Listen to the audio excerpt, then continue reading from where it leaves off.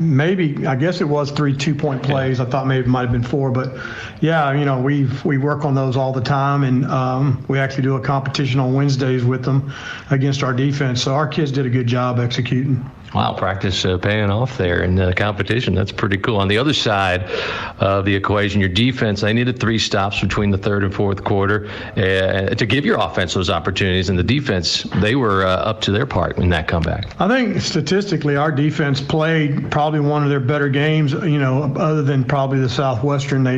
We had a great game against them, a lot of turnovers. But our defense, they did a good job. You can't turn the ball over 4 times against a good team on the road. That's hard to overcome, and we almost did, but I thought our defense played well. Yeah, and we're talking with Neil, the Hugh head coach here at TLU. Heck of a comeback, just fell short. Saw Ross get that field goal on the last play of the game on their final drive. You had all the ups and downs of a game last week in the Big Bend. What was your message to the team after the game? Well, I was proud of the fact that we didn't throw in the towel. A lot of teams would be 31-7 down. I'm not saying, I'm just saying teams around the country, sometimes they just, this ain't going to work today, so they just kind of throw in the towel. Our kids never did. There's no finger pointing. Kids just kept playing hard, kept encouraging one another, offense, defense, the kicking game.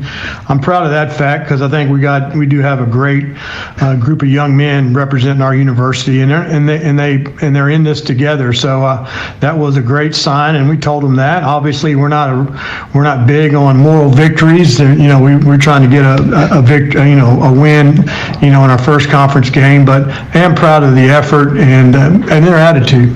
Yeah, and they fought hard last week, coming from behind, nearly pulling it off. Time to move on now. You can talk about the non-conference season. That is over. Now you start playing the American Southwest Conference today, and Mary Hardin-Baylor is in Seguin. UMHB, national power. They won national championships in 3 of them in the last 7 years. The most recent one was just 2 years ago.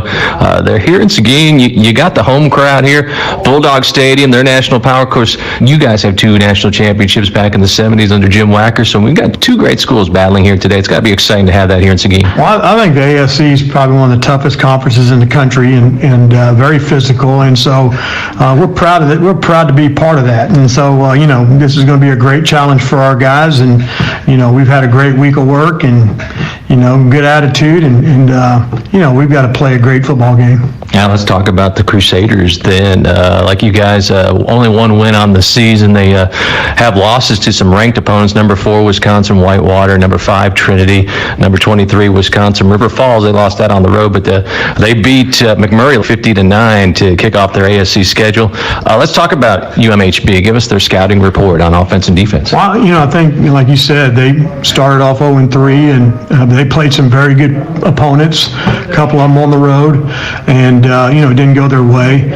We scrimmaged Trinity, so that's a common opponent, and I thought, Trinity is a very senior-laden group, so they've played some good people. We know that. Our kids know about UMHB. It starts with their defense. I think they fly around. They're very talented up front. Their linebackers run around good. They very similar to what we do offensively. They're going to try to spread you out and run RPOs and run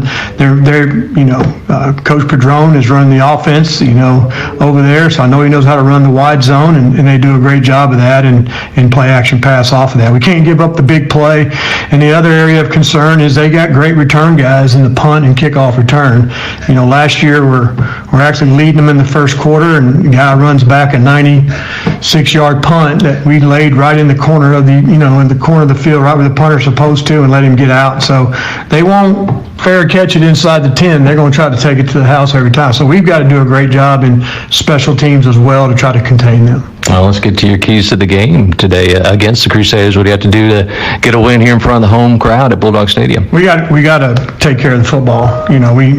Seth, that's not a typical Seth Cosme game. And he'll probably tell you that. He takes everybody on the field, but we got to take care of the football. Number 1, we need to get some turnovers.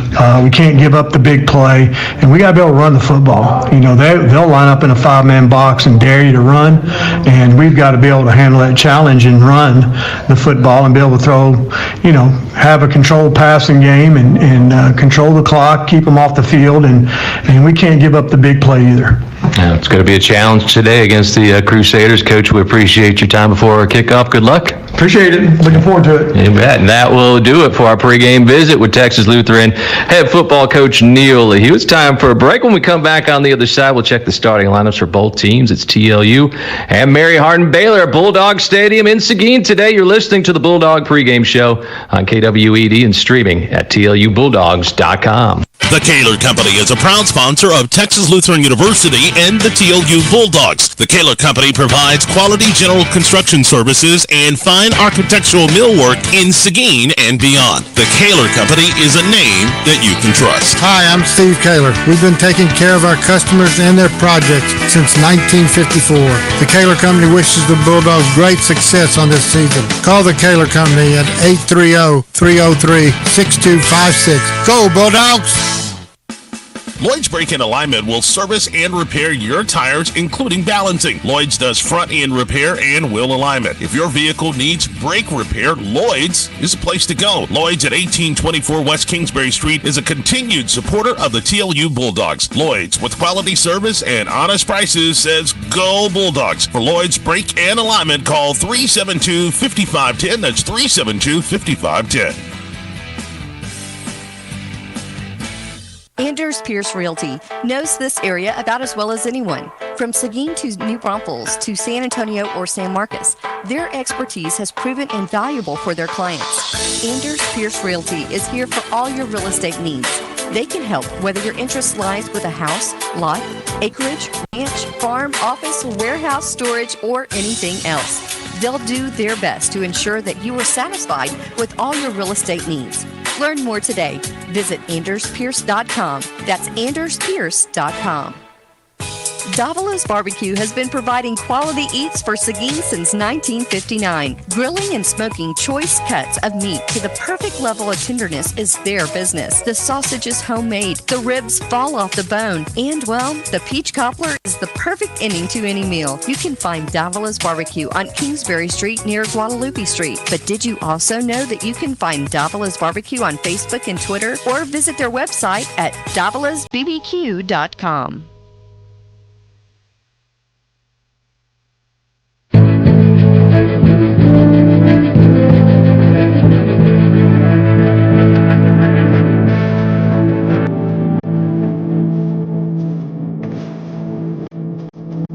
And welcome back to the TLU pregame show here on KWED, also on TLUBulldogs.com. Chris Austin with you, Easton Allen here as well. The Bulldogs hosting UMHB today at Bulldog Stadium, moments away from kickoff. But right now, let's give you the starting lineups for both of these teams. We mentioned both teams 1-3 on the season.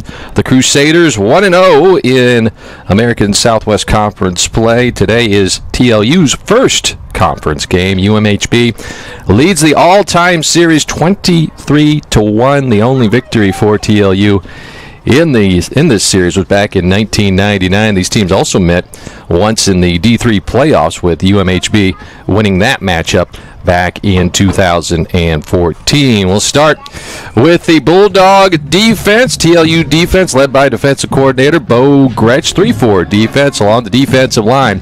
You've got Joshua Stanton at one end. He's 230 pounds, a senior from Houston Lamar. In the middle is Faustino Gonzalez, 275 pounds, a senior from Lockhart High School. And on the other side, at the other defensive end position, is Christian Monroe, a senior, 240 pounds from College Station High School. He leads the TLU defense with 2.5 tackles for loss. Linebackers, four of them on the outside. Tristan Smith, 210 pounds, a sophomore from New Braunfels Canyon. He is the Bulldogs' leading tackler. The other outside linebacker is Cannon Cromis, a senior, 200 pounds from Cedar Park Vista Ridge. Inside linebackers, James Gibson, a senior, 250 pounds from Castroville Medina Valley High School. And the other inside linebacker is David Augustine, senior, 225 pounds from Missouri City Willow Ridge. And your defensive backs, corners, Kaylin Wilkerson, 190 pounds, a senior from Colleen Ellison. And Jamario Thomas, a sophomore, 202 pounds from Jasper High School. Jamario, 4 interceptions on the season. Bulldogs have 16 total interceptions, and Jamario has 4 of those for the Bulldogs this season. Safeties, a strong safety is Troy Tomaselli, 181 pounds, freshman from Castroville Cornerstone Christian. And the free safety is Mason Hardy, 200 pounds, a junior from Flynn, Texas Norman G. High School. Looking at the Mary Hardin Baylor starters on offense, along the offensive line, the center is Elijah Mankins, a freshman, 283 pounds from Midlothian, Texas. Guards, Jesse Hoke, senior from Huntsville, he's 315 pounds. And John Snotts, a junior from Devine, he is 305 pounds. At the other guard position, tackle Zach Wilkerson, 280 pounds, junior from Cypress, Texas, and Ethan Ruckman, a senior, 300 pounds from San Antonio Johnson. He's a transfer from Incarnate Word. Looking at the wide receivers for the Crusaders, Jerry Day, one of them. Jerry Day Jr., 6'2", 195. He's a junior from West Monroe, Louisiana. He transferred from Arkansas Monticello. TJ Rome, 5'8", 165, a freshman from Houston Lamar High School. He's the leading receiver for the Crusaders, has 16 receptions for 265 yards and 2 touchdowns through 4 games. And there's Jerry Cephas, 5'10", 180 pounds, a junior from Little River Academy High School. The tight end is Will McClintock, 6'5", 240-pound junior, big target. He's from Riesel, Texas. The running back is Kenneth Cormier, a junior from Watauga, Texas. He's 5'10", 225 pounds. He has 192 rushing yards through 4 games. And the quarterback is Isaac Fay, a 6'1", 190-pound sophomore from Pasadena, California.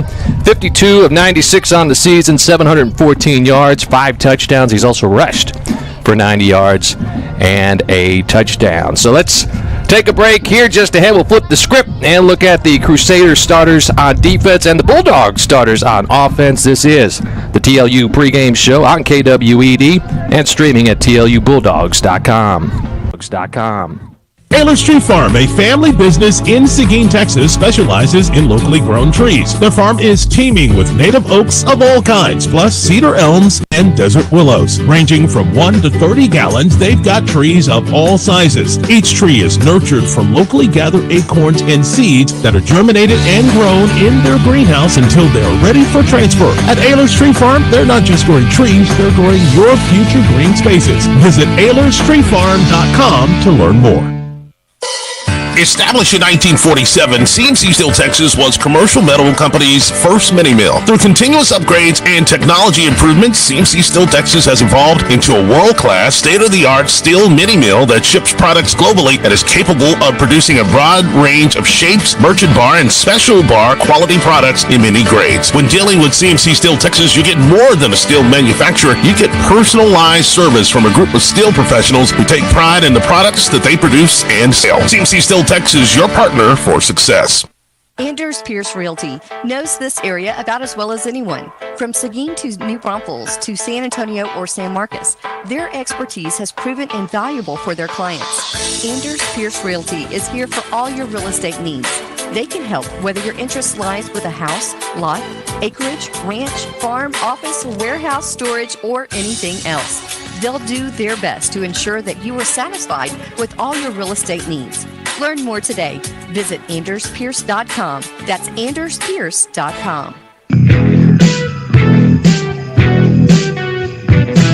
Back on the Bulldog pregame show, TLU Mary Hardin Baylor at Bulldog Stadium today. We gave you the starters for the TLU defense and the UMHB offense just moments ago. So let's flip the script and look at the Crusader defense and the TLU offense. We start with UMHB on defense. Along the defensive line, defensive end Miles Terry, 240 pounds, a sophomore from Conroe, Texas. Other defensive end is Dorian Pittman. He's a 230-pound sophomore from Spring, Texas, as the Bulldogs march onto the field here at Bulldog Stadium.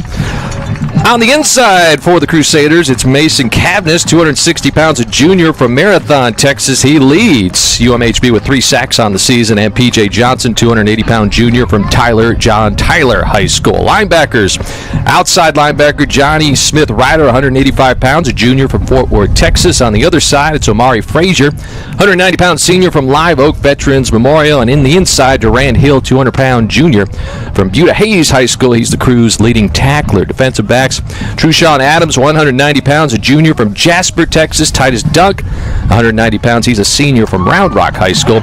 Strong safety is Trace Holmes, 165 pounds, a sophomore from Sweeney, Texas. He has 2 interceptions, leads UMHB on the season. And the free safety, Dorian Williams, 195-pound senior from Duncanville High School. TLU offensive starters along the offensive line, Josh Walker at center, Landon West the guard, along with Frankie Salcedo, Andrew Gormley, and Kyle Weghorst the tackles. And we'll give you the receivers and the running backs along with the quarterback just ahead. Let's take one final break here.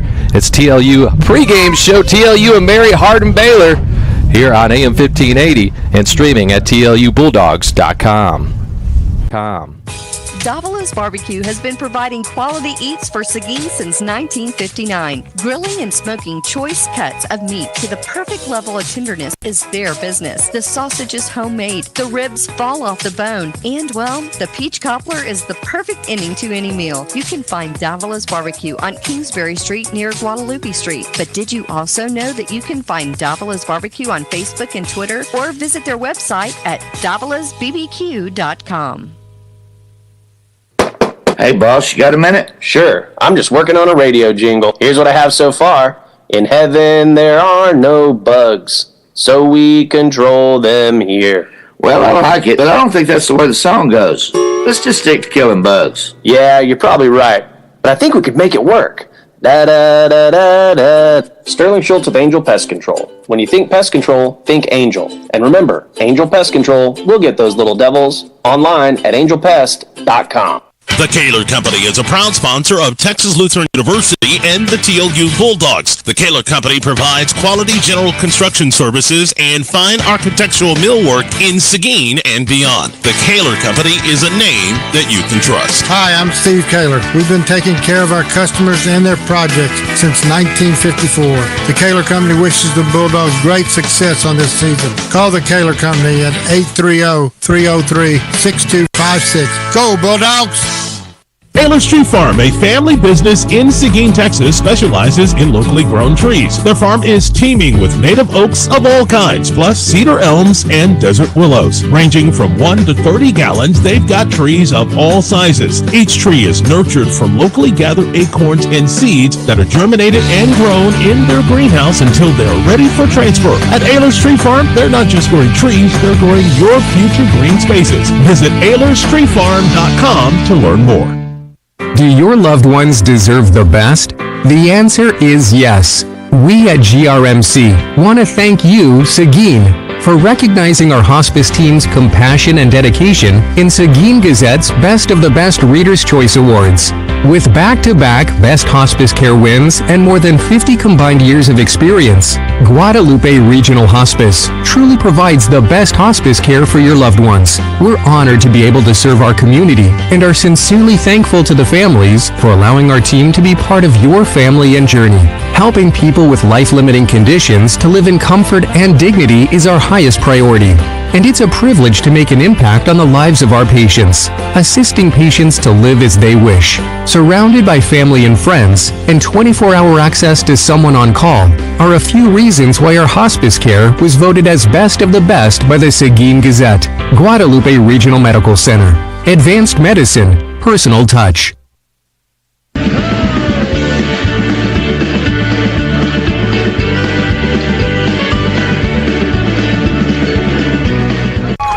Back here at Bulldog Stadium, TLU and UMHB set to battle it out.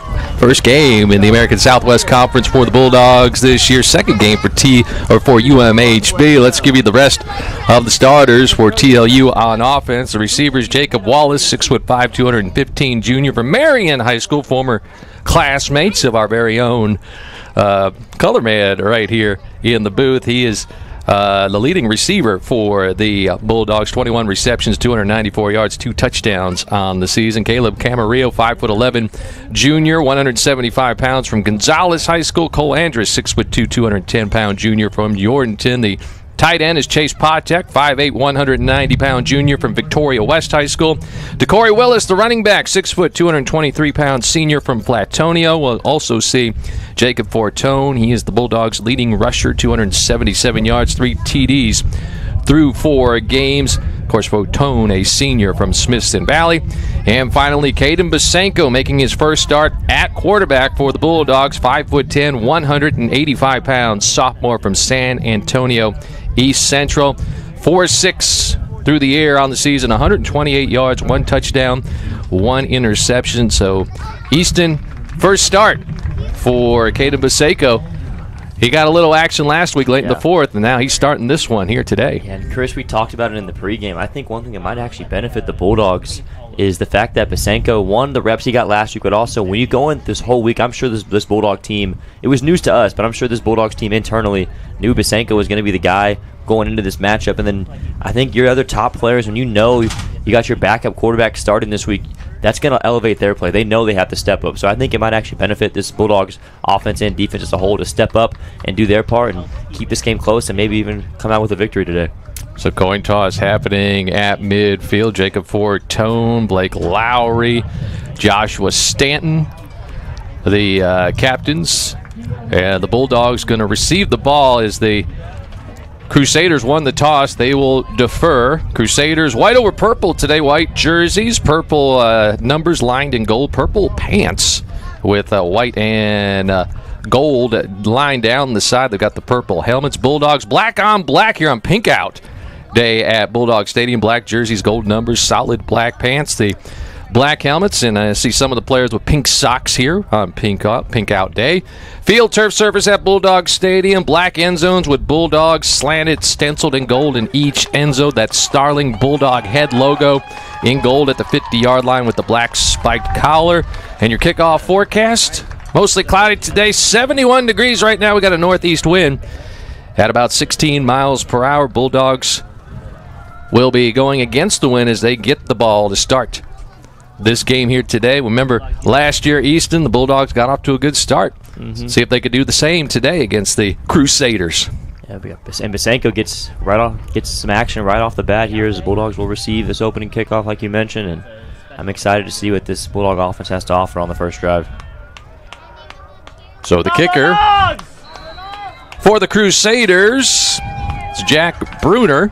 He will tee it up at the 35. The Crusaders will be going left to right. Bulldogs right to left in front of us. And the left-footed kick is a line drive towards the near sideline off the hands of Fortone. He picks it up at the 10, takes it across the 15 to the 20, and he's tripped up at the 22-yard line. So decent return by Jacob Fortone, and Caden Basenko, like we said, making his first start for the TLU Bulldogs, will lead the offense. And I'm really curious what the game plan is going to be. Of course, Basenko looked really good in that second half last week, especially the fourth quarter. How safe did the Bulldogs play it out of the gate, or they try to get Basenko going with some quick throws? The sophomore from San Antonio East Central leads the Bulldogs out first and 10 for TLU at their own 25-yard line. Basenko gets the snap, get to his running back hole on the left side, taking it across the 25 to the 30 is DeCorey Willis with a 5-yard gain on first down. Hugh keeping it simple on that first down. Nice 6-7-yard gain almost for Willis. Now he exits. Andrews, the tight end, checks in. Fortone, the lone running back, on the second and medium. Second down and 4 for the Bulldogs at their own 32, just underway here at Bulldogs Stadium. Basenko in the shotgun, working left hash. Shoulder fake as he rolls right, looking downfield. Here comes pressure, try to turn the corner. He gets tripped up at the line of scrimmage and goes down. A good pursuit there from Amari Frazier, the linebacker for UMHB, one of their top playmakers, the outside linebacker. Pretty good pursuit there. Basenko thought he could turn the corner, but almost got no gain there. Caden actually lost a yard. They're going to mark him down at the 31. It's going to be 3rd and 5 for the Bulldogs at their own 31-yard line, going south to north into the wind. No huddle As lined up here far to the left is Jacob Wallace on the near sideline. Basenko in the shotgun, running back to his right. One running back or one wide receiver to the right. Basenko back to throw. Here comes pressure. They're going to sack him way back at the 22. It's going to be 4th down. Dylan Botts with the sack for the Crusaders. Yeah, Botts got back there in a hurry. I think Cavness was there too. You saw there was a lot of separation on the bottom of the screen for those watching on the live stream. Wallace underneath, but Basenko, he really didn't have any time there. The pocket collapsed pretty quickly, and there's a 3-and-out for the Bulldogs. So that'll bring out Cameron Welch, the punter, Canyon High School grad. 4th down and 12 for the Bulldogs. Back deep. Andrew Pryor, I should say, for the Crusaders. Matthew Jackson, Guy Powell. Jackson's a guy to watch. It's an end-under-end punt by Welch into the wind, and it'll bounce at the 45-yard line of UMHB and go out of bounds. Not too bad of a punt there, like you said, against the wind. The wind's going to play a factor today too, Chris. We got 70s kind of fall weather with the wind. It's almost like feeling like in the 60s today, so some cooler weather in Seguin for the first time in a while. It's finally fall. Yeah, at least for the moment. Well, maybe next week it'll be back to summer. Yeah. But it's fall right now on this Saturday, so great football weather, but the wind might play a factor today in special teams. You saw it right there. Welch, a great punter, kind of a low-line driver to go against the wind, and not too bad of a punt for UMHB now. First drive at the 44. Yeah, kept it away from Jackson. Jackson was the one who had that punt return for a touchdown last year for UMHB in the same stadium. Isaac Fay is the quarterback. 1st and 10 for UMHB. Throws it towards the near sideline, complete at the 50-yard line to Jerry Cephas, and he gets wrangled out of bounds by Kalen Wilkerson. Gain of about 6 on 1st down for the Crusaders. Yeah, Wilkerson was about a step or two away, too, from maybe stepping in front of that and breaking it up or taking it back for 6. But ball just got out there in time, and a nice positive gain on 1st down for the Crusaders. So 2nd down and about 4 for UMHB. At the 50-yard line, going left to right. Fay, the quarterback, sends a man in motion behind him. He'll throw it to that man in motion on the left, too far in front of his intended target. Incomplete. And you'll take that if you're the Bulldogs. A miscue there from the crew on that second play. Now 3rd down. These are going to be huge for TLU. If they can get UMHB in these 3rd down scenarios, they got to find a way to get off the field. And here's an opportunity on the first set of downs. That pass intended for Will McClintock, the tight end. So 3rd down and 4 for the Crusaders at the 50-yard line. Quarterback Fay looking towards that far sideline for the play call. Gets what he wants. Has a running back to his right. 3 wideouts lined up tight on the left. Back to throw is Fay out of the shotgun. Pressure coming. Gets the pass off complete at the 45. Spinning out of a tackle and taking it down to the 40-yard line is Caleb Durham-Honer. He's got a 1st down for the Crusaders. 3rd and 4, and the Crusaders, they spread them out. They had 4 wide receivers there and had just set number 88 right there underneath Honer, and there's an easy 1st down. The Crusaders, no huddle to send 3 wide outs to the right this time. 1st and 10 for UMHB at the TLU 39-yard line. Bulldogs rushing 4. Back to throw is Fay, looking left. Throws over the middle, complete at the 35-yard line, and tackled right away is the receiver Jerry Day for a gain of about 5. KJ Wilkerson on that one again. Bulldogs tackling well here early. It's just a matter of getting there quick as UMHB going a lot of dink and dunk here on this first drive. Yeah, Fay getting time to throw. 2nd down and 4 for UMHB at the TLU 34-yard line. No score.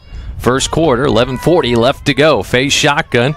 He's got his running back Miller to his left. Claps his hand, play fake, throw over to the left side, complete, and taken out of bounds is Caleb Durham-Horner.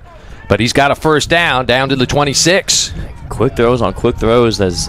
You look at the size difference. UMHB has the advantage on the front, yet UMHB still wanting to get the ball out quick on this first drive and getting Fay comfortable, and they're moving right down the field.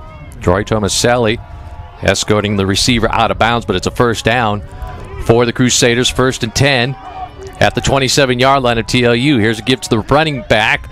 Finds a hole on the right side, then he's wrangled down after a gain of maybe 5 yards. The handoff there, and James Gibson back healthy for the Bulldogs. Big 48 with the yellow long sleeves. I think he tried ripping that ball out on that run. Couldn't quite get it, but made the tackle after that 6-yard gain. Kenneth Miller on the carry. So as you mentioned, Easton 6-yard gain, 2nd down and 4 for the Crusaders. Just outside the 20-yard line, they mark it down at the TLU 23. Shotgun with Fay, running back to his left. Man in motion out behind the quarterback to the far side. Give to the running back up the middle. Big hole, and taking it inside the 20 down to the 17-yard line is Kenneth Cormier. Cormier's a load, and he picks up the first down. 5'10", 225-pound senior. And it's a first down for the Crusaders. They're into the red zone. And Chris, the last time we were here, Ave Maria also had a pretty big back that gave the Bulldogs some trouble. So interesting to see that matchup with the kind of a two-headed monster back there for the Crew. Cormier from Watauga, Texas. 1st and 10 for the Crusaders. Shotgun snap to the quarterback. Give to a running back right side. Defense is theirs. James Gibson in the middle of it makes the stop on Kenneth Miller. Gain of about 3 as he takes it down to the 14. I'm telling you, getting James Gibson's back is going to be huge. I mean, he was a force back there making all kinds of big plays. And then also, like you said, with Caleb Giles being out this season, getting Gibson back this week is huge. And he's been the man in the middle making a lot of plays. Yeah, the Bulldogs no doubt miss Caleb Giles, but Gibson filling in there, senior from Castroville. 2nd down and 7.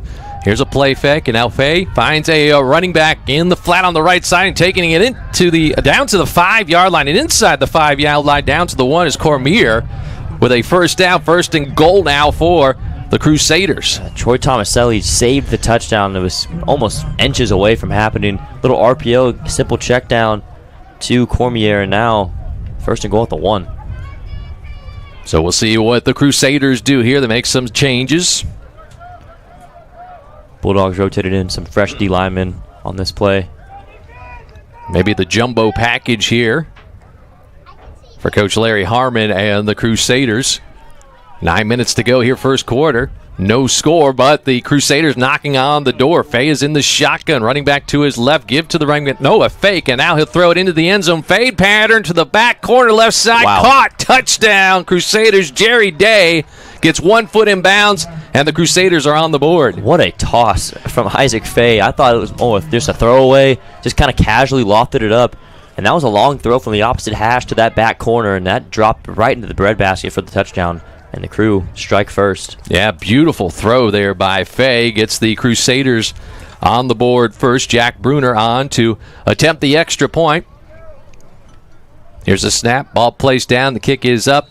And the kick is good with 8:47 left to go. First quarter. It's UMHB 7, TLU nothing. This is Bulldog football on KWED and TLUBulldogs.com. Lloyd's Brake-In Alignment will service and repair your tires, including balancing. Lloyd's does front-end repair and wheel alignment. If your vehicle needs brake repair, Lloyd's is the place to go. Lloyd's at 1824 West Kingsbury Street is a continued supporter of the TLU Bulldogs. Lloyd's, with quality service and honest prices, says go Bulldogs. For Lloyd's Brake and Alignment, call 372-5510. That's 372-5510. Taylor's Tree Farm, a family business in Seguin, Texas, specializes in locally grown trees. Their farm is teeming with native oaks of all kinds, plus cedar elms and desert willows. Ranging from 1 to 30 gallons, they've got trees of all sizes. Each tree is nurtured from locally gathered acorns and seeds that are germinated and grown in their greenhouse until they're ready for transfer. At Taylor's Tree Farm, they're not just growing trees, they're growing your future green spaces. Visit AylersTreeFarm.com to learn more.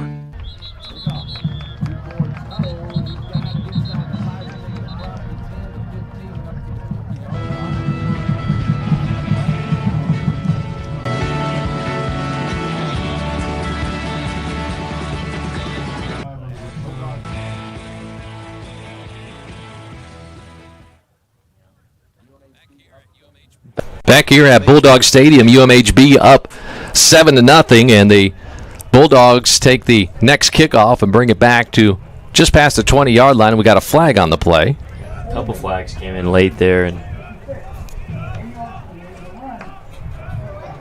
these are going to go against the Bulldogs. And stuff like this, I think penalties is also going to be a big key. We didn't get to talk about it in the pregame, but the Bulldogs in games like this, you can't hurt yourself at all. You got to play your most clean game and hope to have UMHB make their own mistakes. But right there, you shoot it, and now you're inside your own 15.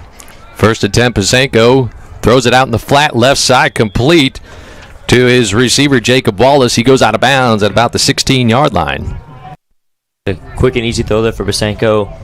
Completes his first pass for a few to Wallace. Got to have a big day from Jacob and these other big receivers, Patek, Camarillo. Everyone's got to step up and help out Pasenko, even the running backs too, Willis and Fortone. Success. Anders Pierce Realty knows this area about as well as anyone. From Seguin to New Braunfels to San Antonio or San Marcos, their expertise has proven invaluable for their clients. Anders Pierce Realty is here for all your real estate needs. They can help whether your interest lies with a house, lot, acreage, ranch, farm, office, warehouse, storage, or anything else. They'll do their best to ensure that you are satisfied with all your real estate needs. Learn more today. Visit AndersPierce.com. That's AndersPierce.com. Well, we're having technical difficulties with our broadcast. Bulldogs have it 1st and 10 at their own 24-yard line following the kickoff. It's Pasenko in the shotgun.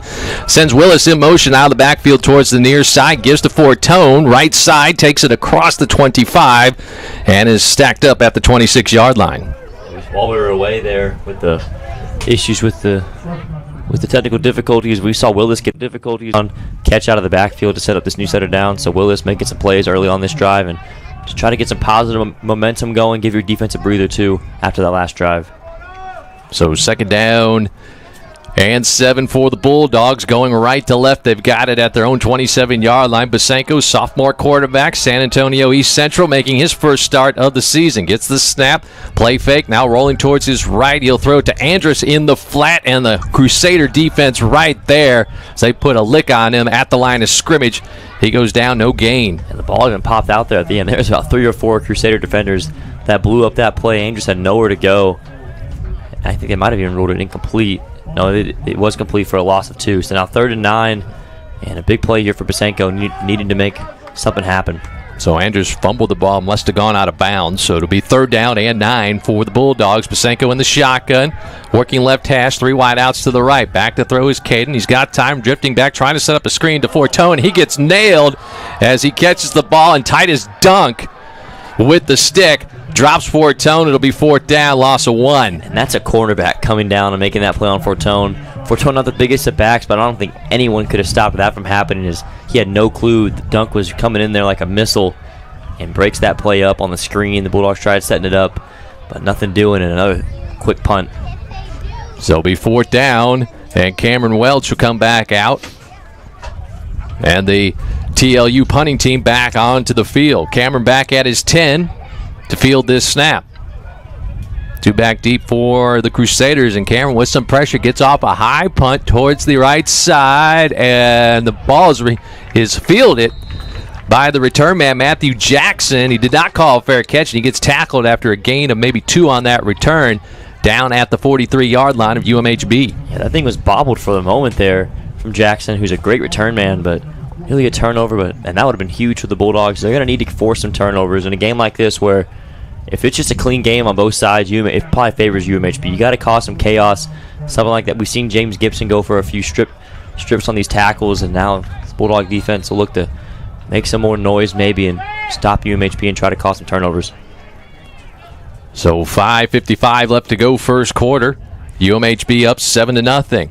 Quarterback Isaac Fay back to throw, throws towards the near sideline behind his intended target McClintock and out of bounds into that TLU bench. It'll be 2nd down. Fay's been really solid so far, but his only few incompletions have come to these tight end targets, and they're the bigger ones on the team, but we've seen a couple of missed throws to his tight ends, but Fay's still settling in. 2nd and 10, the Bulldogs in a good spot right now.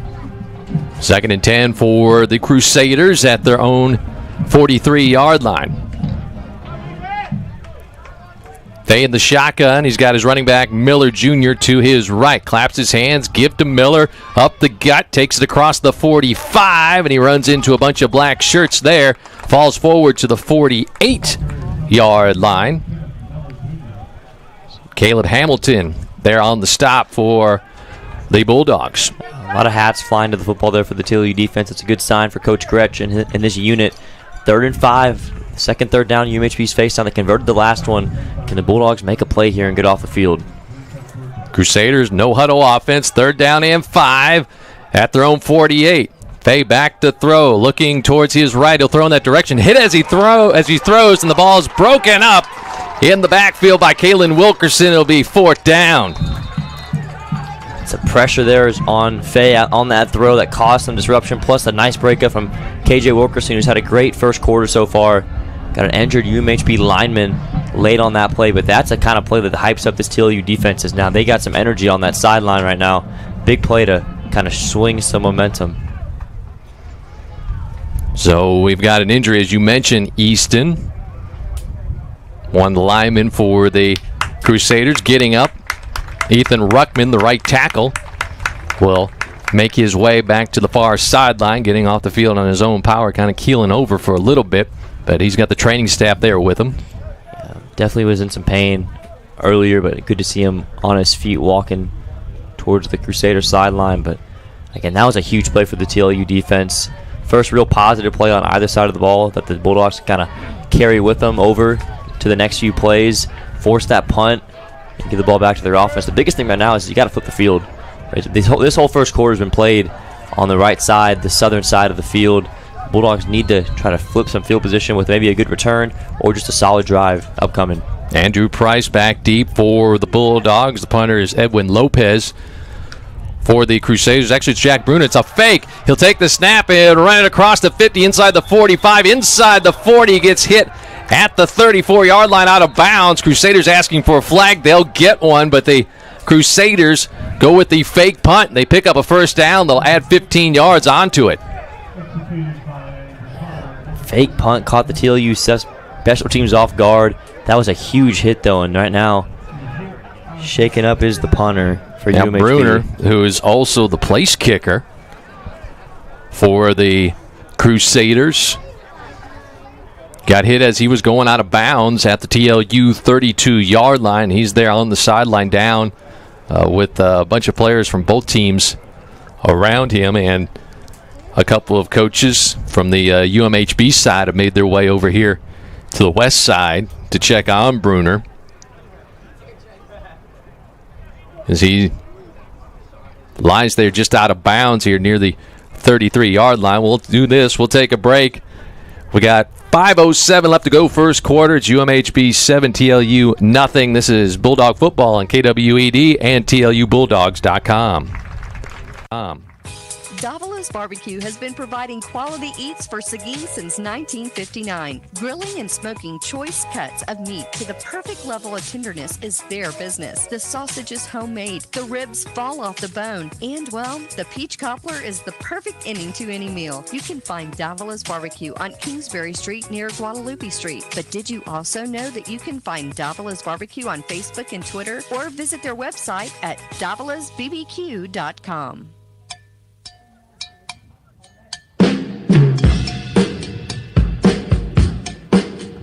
So Bruner, the punter, took it around the right end on the fake punt down to the 35-yard line. He was hit out of bounds. A flag flew, so a personal foul on the Bulldogs. Bruner got up and he walked back to the UMHB sideline, but the Crusaders now have it 1st and 10 at the Bulldog 25. Faye, the quarterback, working out of the shotgun with his running back Miller to his right, 2 wideouts to the left, 1 to the right. Tight end goes in motion from left to right. Play fake, back to throw is Faye, looking left. He'll throw it into the end zone. Jump ball, and this pass is caught for a touchdown. Caught in between 2 TLU defenders. Jerry Day Jr. comes up with it. Jerry Day with his 2nd touchdown already. Faye with another beautiful ball down the middle, and that was dangerous. He threw it to Jamario Thomas and Mason Hardy's direction. Those are the 2 best ball hawks on this TLU secondary, and that ball was just dropped right in between them. And once again, Jerry Day comes up with it. 2 touchdowns already, and the Crew make a play right after the fake punt. And we got a new kicker, left-footed kicker, is Edwin Lopez with the extra point. It is good. 4:49 left to go first quarter. It's UMHB 14, TLU nothing. This is Bulldog Football on KWED and TLUBulldogs.com. Bulldogs.com. The Kaler Company is a proud sponsor of Texas Lutheran University and the TLU Bulldogs. The Kaler Company provides quality general construction services and fine architectural millwork in Seguin and beyond. The Kaler Company is a name that you can trust. Hi, I'm Steve Kaler. We've been taking care of our customers and their projects since 1954. The Kaler Company wishes the Bulldogs great success on this season. Call the Kaler Company at 830-303-6256. Go, Bulldogs! Hey, boss, you got a minute? Sure, come on in. You working on another radio jingle? No. You got a good idea for one? Well, actually, I do. Thought we'd tell the good people about all the pests we control, like ants, roaches, spiders, scorpions, silverfish, mice, termites, rats, and bed bugs. Remember, Angel Pest Control. We'll get those little devils online at angelpest.com. And for social content, follow us on Facebook and Instagram. Lopez with the kick for Tone inside the 5, takes it across the 10, 15, 20, across the 30, and he's brought down at the 35-yard line. That's where the Bulldogs will take it over, but they're down 14-0, 4:43 left to go, first quarter. I will say this is going to be the best starting field position they'll have at the 35. Good return. And once again, we've yet to see this Bulldog offense cross the 50. We've got a good opportunity here. We saw some good things on that last drive, got their first down, but now need to keep on building and try to establish this ground game. Having some technical difficulties with our broadcast and with the stats. Don't have any stats for you, as the give is to Corey Willis on the first play here on first down for the Bulldogs at their own 35, and he'll push forward for a couple, maybe 3 yards up to the 38. Yeah, so far Willis has been proven to be effective early on against this bigger UMHB defense. They need some power to match it, and Willis provides that. Gets a couple on first down. So no huddle offense for the Bulldogs. Basenko is the quarterback. It'll be second down and 8. They'll give DeCory a gain of 2 on that one. They've got it at their own 37. Here's a pitch to DeCory. Left side has a hole across the 40 to the 45, and he spins and is dropped down at the 46-yard line. First down run by DeCory Willis. Nice one jump cut up the field after those blocks got out there. Willis having a nice start to this game. Been the one lone bright spot for this TLU offense so far. See what they can build off of, as that's another first down.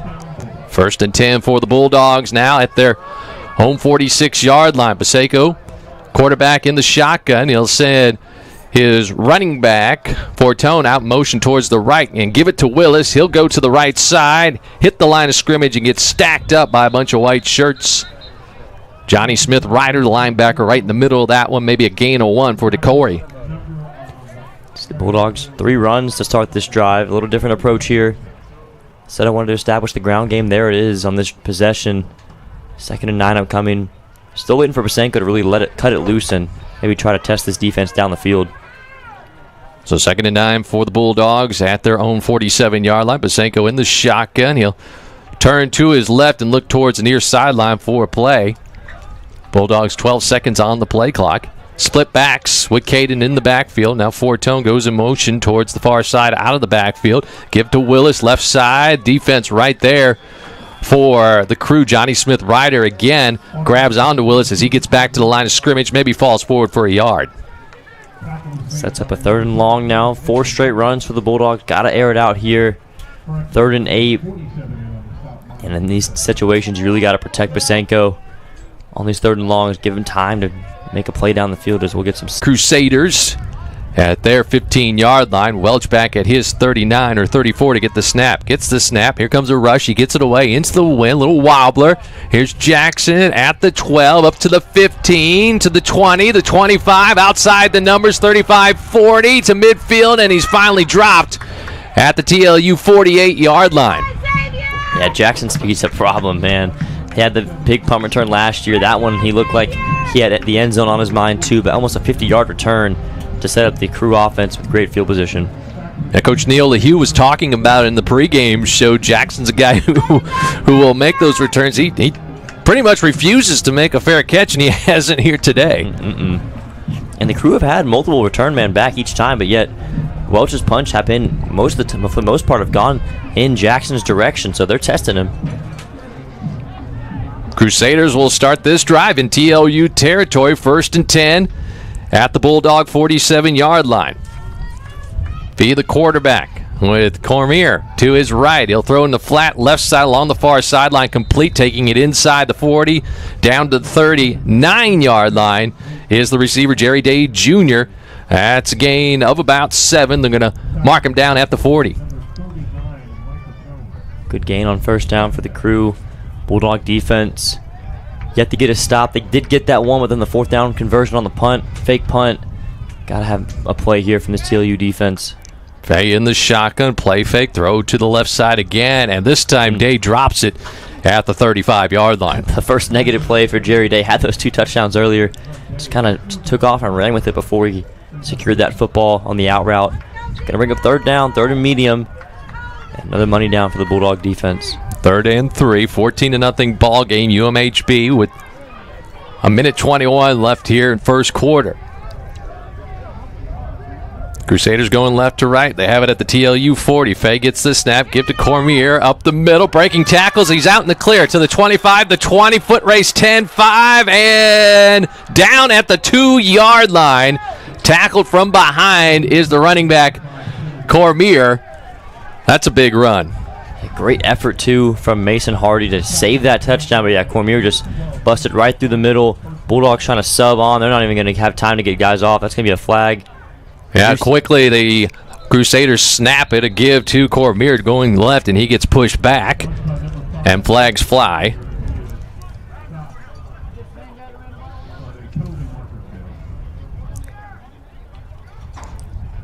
So we await the call from the referee.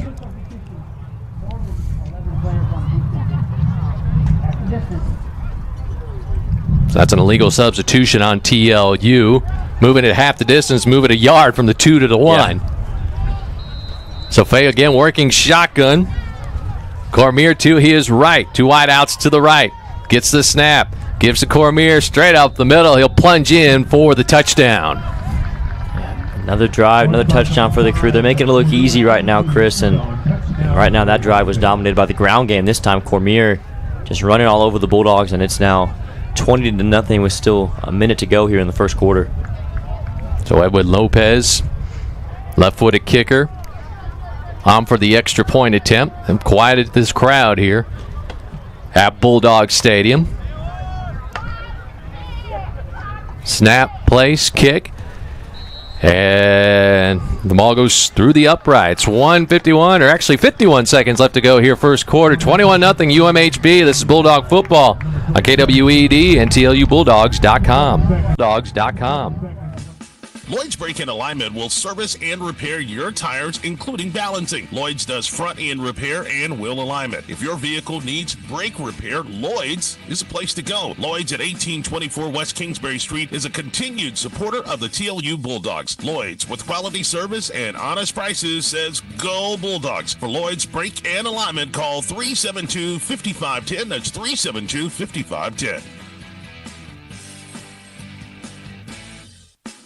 Lloyd's Brake and Alignment will service and repair your tires, including balancing. Lloyd's does front end repair and wheel alignment. If your vehicle needs brake repair, Lloyd's is a place to go. Lloyd's at 1824 West Kingsbury Street is a continued supporter of the TLU Bulldogs. Lloyd's, with quality service and honest prices, says go Bulldogs. For Lloyd's Brake and Alignment, call 372-5510. That's 372-5510. This will be Eugene Robinson on the kickoff return. Takes it across the 20 and brought down at the 24-yard line. 45 seconds left to go first quarter. UMHB 21, TLU nothing. Fourth possession now for Basenko in the offense. I mean, they really just haven't gotten anything going, Chris, so far. Still looking to cross the 50. They got close to last drive. I think it's gonna take a big play from somebody. Someone on this offense is gonna have to make a play to spark the offense and get some juice back in this crowd as well. First attempt for the Bulldogs at their own 26-yard line. In motion to the far side of the backfield is Fortone. Give to Willis. Got a hole on the left side. Bowls over defenders. He takes it across the 30 and is brought down at the 34. Gain of 9 by DeCorey Willis. One thing I'll give the Bulldogs credit on so far, this O-line has paved the way for Willis a few times on these interior runs. It's just as the drive wears on, the Bulldogs have to sustain it, but a good start there. Officially gain of 8 as they mark DeCorey down at the 34-yard line. 2nd and 2. Willis goes in motion out of the backfield to the near side. Get to Fortone. He's got a little hole on the right side. Takes it across the 35 and is brought down at the 37. He has a first down. Both Bulldog running backs get involved early in this drive and a good start. Quick first down. The Bulldogs looking energized on this drive as the first quarter, though, coming to a close. That will be the final play of the quarter here at Bulldogs Stadium. The score, UMHB 21, TLU nothing. This is Bulldog football on KWED and TLUBulldogs.com. You know, everyone is familiar with GRMC, but did you know that they have a nonprofit foundation? Seguin and our surrounding community boasts many wonderful attributes, including a top-notch community hospital, Guadalupe Regional Medical Center, also known as GRMC. We are proud to be the only city, county-owned medical center in Texas, a non-corporate, non-profit hospital that is managed locally and without tax district support.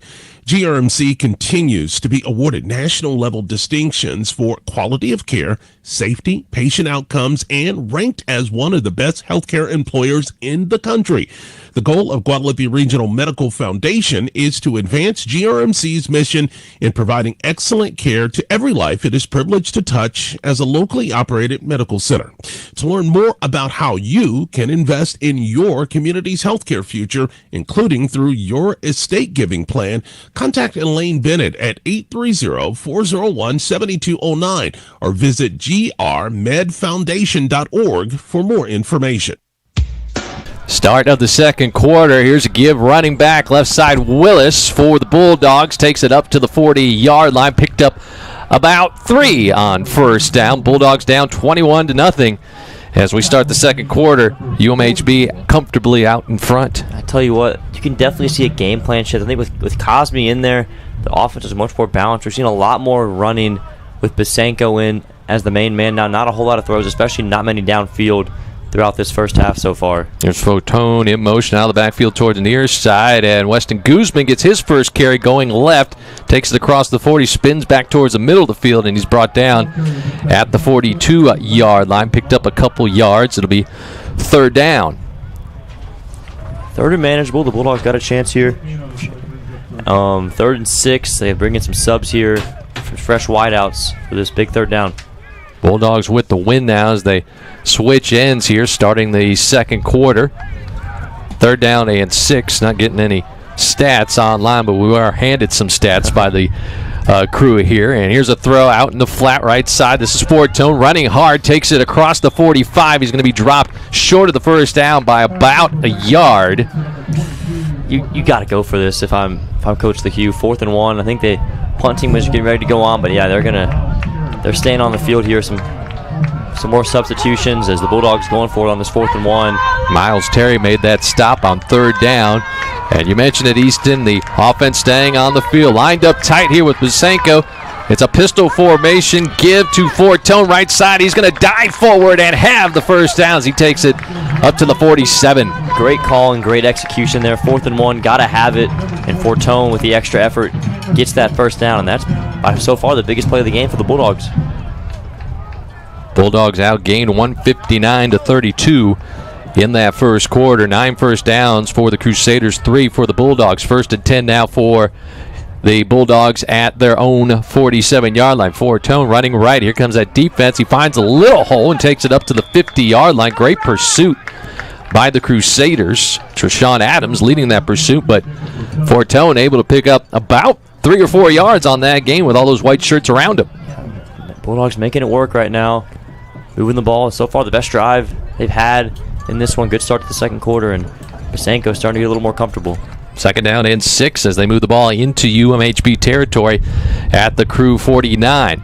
Running back up the middle, this might be Guzman. He gets wrapped up at the line of scrimmage by Mason Cavness and thrown back, no gain.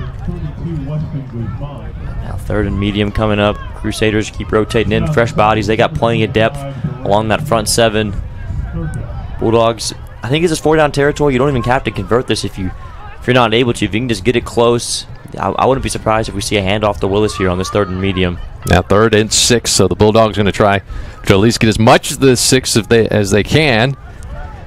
Here with 4-down territory, they have it at the UMHB 48-yard line. Shotgun with Basenko, running back to his right. That's Willis. Here's a play fake, shoulder fake. Here comes pressure, and scrambling out of the pocket is the quarterback Basenko. He'll run towards the near sideline, throw it away, flags down behind the play. And some extracurriculars along the sideline here on the TLU side as Basenko went into the bench. Yeah. And we'll check the flag. That might have been a hold that the first penalty was called, and the Bulldogs wanted to roughen the passer after the play, but they didn't get it. So now the officials discussing what the call is. And you saw the Bulldogs, they tested the defense deep there. Yeah. So we do have a hold against the Bulldogs, and UMHB will decline. It'll bring up 4th down. The punch team's going to come out. And that's unfortunate. We saw on that play a little fake the pass and then the deep ball, little stop and go on the outside for Wallace, but the crew are all over it and nothing going on that 3rd down. The penalty forces the Bulldogs to have to punt. At least they're going to line up the punt with Cameron Welch back there. Matthew Jackson, Guy Powell back deep for the Crusaders. And here comes a rush, and getting it off is Welch. It's a high, deep spiral. It's going to go through the end zone and land behind the end zone on that track. Wind-dated punt from Cameron Welch. He boomed that one. Had the wind at his back this time, and you could definitely tell. As that one, I think he even probably tried to sky it up there to not have it go as far, but the wind just carried it in all the way to the back of the end zone. Well, the good news is Matthew Jackson didn't get his hands on that one. I think you'd rather the track return that one than Jackson. So, yeah, couldn't. I wouldn't put it past Jackson to go back and try to field that almost there on Burns Berm. He's electric back there, but now this UMHB offense back on the field. They've been perfect. 3 drives, 3 touchdowns. Possession number 4 for Isaac Fay in this offense. We'll see what happens here. Fay, 8 of 12, 80 yards, 2 touchdowns, both of them to Jerry Day. He has 3 receptions for 31 yards. 1st and 10 for the Crusaders at their own 20, up 21-0. Here's a give running back as Cormier stutter steps, takes it across the 20, gets tripped up at the 22-yard line. Cormier with the carry, gained about 3. 2nd down and 7. UMHB kind of has the same system as the Bulldog offense. They rotate both Cormier and the tailback Kenneth Miller quite often. It's been Cormier these last couple drives, and he's made it work so far. 2nd down and 7, down to 11 minutes to go here, 2nd quarter. UMHB 21, TLU nothing. Crusaders with the ball going right to left into the win here in the 2nd quarter. Fay the quarterback. Running back to his right, Cormier takes the snap, play fake, pump fake, now throw towards the right side, incomplete, broken up nicely by Kalen Wilkerson with the receiver out there in the flat on the right side. Kalen Wilkerson, another great play breaking on that football. He's close to getting the interception right there. He's been jumping on these balls pretty well, been the most impactful DB so far today for the TLU defense, and now it brings up a 3rd and long. Yeah, 3rd down and 7 for the Crusaders. Working at their own 23-yard line. Isaac Fay is the quarterback, working shotgun. 3 wide outs to the right, or to the left, I should say, and 1 out to the right. Now Fay will shout some instructions to his offensive line. 6 seconds on the play clock. Down to 5, gets the snap, give to Cormier. Right side hole across the 25, across the 30. He gets tripped up at the 35-yard line. He's got a 1st down. I tell you what, that's some confidence that Coach Harmon has in his offense. And 3rd and 7, 3rd and 8, and you can just hand it off to Cormier there, and he gets the easy 1st down. And Troy Tomaselli makes a perhaps touchdown-saving tackle because Cormier had a lot of green in front of him, and Tomaselli got the tackle. Quick throw to the right side, complete and hit hard is the receiver, Jerry Cephas, but he hangs on to the ball for a gain of about 6 or 7. He takes it up to the 41. Tomaselli there again, a huge hit. Wow, on the pass catcher there, but nice catch. Still made it 2nd and medium. Bulldog defense try to make some more impactful plays like that. No huddle for the crew. 3 wide outs left. Here's a give to running back, hole on the right side across the 45. And breaking free inside the 40, down to the 30, and finally tackled at the 25-yard line. New running back into the game. That's Ozias Wright with the carry. Yeah, the grad transfer from Killeen just popped that one out of nowhere. It looked like he was dead in the water and gained about an extra 20 yards after the play. Everyone eating right now for this crew ground game. 1st and 10 for UMHB. They've got it now down at the TLU 27-yard line. Fay with right to his left. Back to throw. Play fake. He'll throw it right side into the end zone, and a flag is going to be thrown. And we're going to have pass interference. It looks at the goal line on the Bulldogs. Receiver was shielded by the defender, but the defender never turned his head around. And I don't agree with that call. So sometimes I think the referees, they just see the guy's back turn and they automatically think it's pass interference, but I don't think he interfered at all. Looks like it's going to go against Thomas Selly. Now the tight end, Will McClintock, the intended target. And they'll mark it half the distance on the penalty on the pass interference against the Bulldogs. And the ball will be placed at the TLU 12-yard line. Automatic first down for UMHB. So we come up on 9.5 minutes to go in the first half. Fay in the shotgun. He's running back right to his right. Gets the snap. Gives to right, going left, finds a hole on the left side, inside the 5, and he takes tacklers with him down to the 2. Ball comes loose, but whistles were blown. And now we got players questioning the call on both sides. Right saying he was down. Yeah, sideline judges came in and said it was down, but Tino Gonzalez, that ball popped right into his hands. He said, look what I found. But fortunately, that's staying right here. And that was a turnover the Bulldogs could have used right there. So now Crew knocking on the door again, 2nd and short inside the 5. A gain of 9 by Wright. 2nd down and 1 for the Crew at the TLU 4-yard line. 21-0 ball game here. 6:52 left to go in the second quarter. Fay in the shotgun with Wright to his right. 2 wideouts on the right, lined up tight. And a throw in the flat right side. Tight end McClintock. He will get it across the goal line into the end zone off the play fake. And the Crusaders back on the board again. It's making it look easy right now. That was McClintock, the tight end, like you mentioned. Right in the flat, little simple out route. Easy touchdown, and that's now 27-0 here in the first half.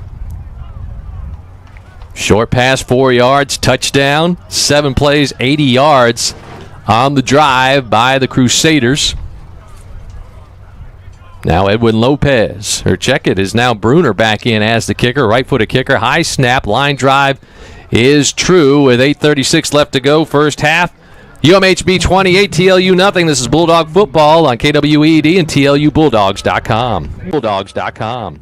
Taylor Tree Farm, a family business in Seguin, Texas, specializes in locally grown trees. Their farm is teeming with native oaks of all kinds, plus cedar elms and desert willows. Ranging from 1 to 30 gallons, they've got trees of all sizes. Each tree is nurtured from locally gathered acorns and seeds that are germinated and grown in their greenhouse until they're ready for transfer. At Ayler's Tree Farm, they're not just growing trees, they're growing your future green spaces. Visit AylersTreeFarm.com to learn more. Established in 1947, CMC Steel Texas was Commercial Metal Company's first mini mill. Through continuous upgrades and technology improvements, CMC Steel Texas has evolved into a world-class, state-of-the-art steel mini mill that ships products globally and is capable of producing a broad range of shapes, merchant bar, and special bar quality products in many grades. When dealing with CMC Steel Texas, you get more than a steel manufacturer. You get personalized service from a group of steel professionals who take pride in the products that they produce and sell. CMC Steel Texas, your partner for success.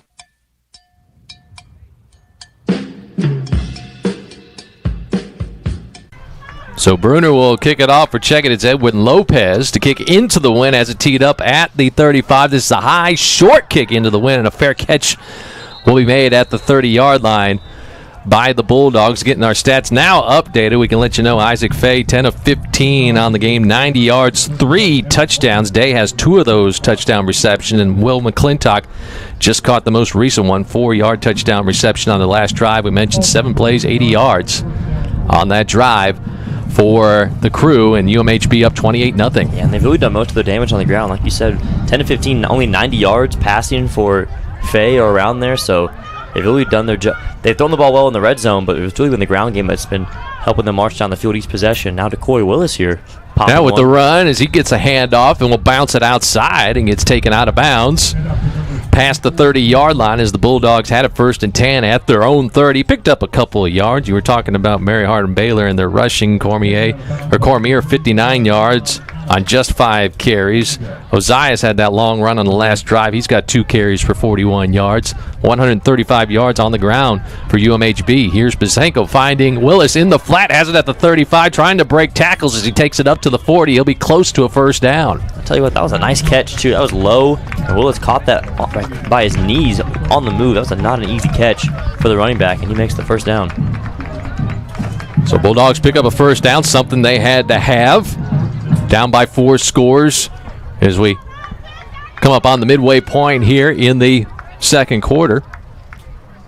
Under 8 minutes to go. 1st and 10 for the Bulldogs at their own 42-yard line. Paseko, the quarterback, in the shotgun, gets the snap. Play fake, throws over in the flat. Robinson on the left side at the line of scrimmage, and 3 or 4 white shirts right there with him to stack them up, led by Treshawn Adams. No gain there.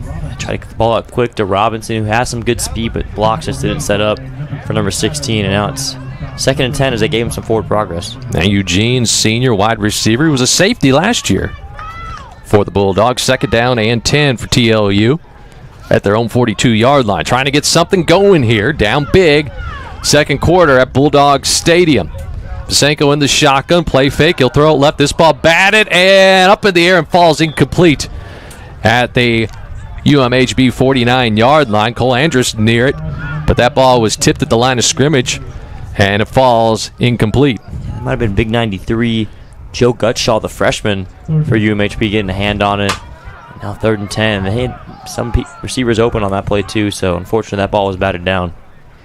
So it'll be 3rd down and 10 for the Bulldogs at their own 42-yard line. Paseko, shotgun, running back to his right, 4 wide receivers set, 2 to each side. Fortone, the running back, as Caden looks towards the near sideline here for the play call. Gets the snap, back to throw. Here comes pressure from behind. He's going to be wrapped up, and he gets the ball away as he's falling forward. That'll be incomplete. They're going to mark him down where he threw the ball. It doesn't matter either way. It'll be 4th down. I like the effort, though, from Pasenko trying to get rid of it, just save those few yards and help out your defense, but it's going to be 4th down, and I think they're going to roll it incomplete. So he did get it up, but it'll be 4th and 10 for the Bulldogs. And the punting team back out onto the field. Cameron Welch launched one onto the track, almost to Burns berm over in the south end zone on his last punt attempt. Yeah.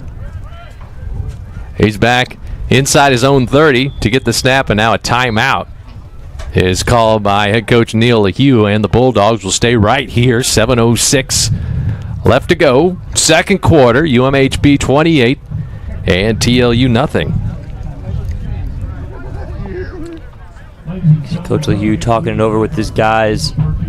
You really got to kind of think in games like this, what's the halftime conversation like? Is it trying to motivate them to maybe make a push to the second half, or is it just work on us and try to improve for next week? I mean, I don't know, as a head coach, what you're trying to say to your guys in the locker room with a score like this. The Bulldogs will be in Abilene next week, taking on the Hardin-Simmons Cowboys. This is their first ASC game of the season. UMHB 1-0 already in conference play. So teams coming back onto the field following the timeout. And Welch back at his 27-yard line to field the snap as the Bulldogs will punt it away. Jackson Powell back deep for UMHB, and here's the punt. High spiral, backing Jackson up. He'll let it go. It bounces at the 4 and will roll through the end zone for another touchback. Flag down, though, near midfield. Could benefit TLU, we'll see. That was 4th down. The official's going to huddle at the TLU 47-yard line and discuss this. Otherwise, that was a 58-yard punt by Welch. There was no pressure on him, so I don't know if running to roughing the kicker is going to be in play, but maybe something else. And they did send some rushers at the punter, but the Bulldogs did block it well. And now the official coming towards the TLU sideline. He's going to make the call. Holding against the Crusaders. Was this before or after the punt? That's the question. It was before the punt, so that's going to give the Bulldogs an automatic first down. Hey, we'll take it.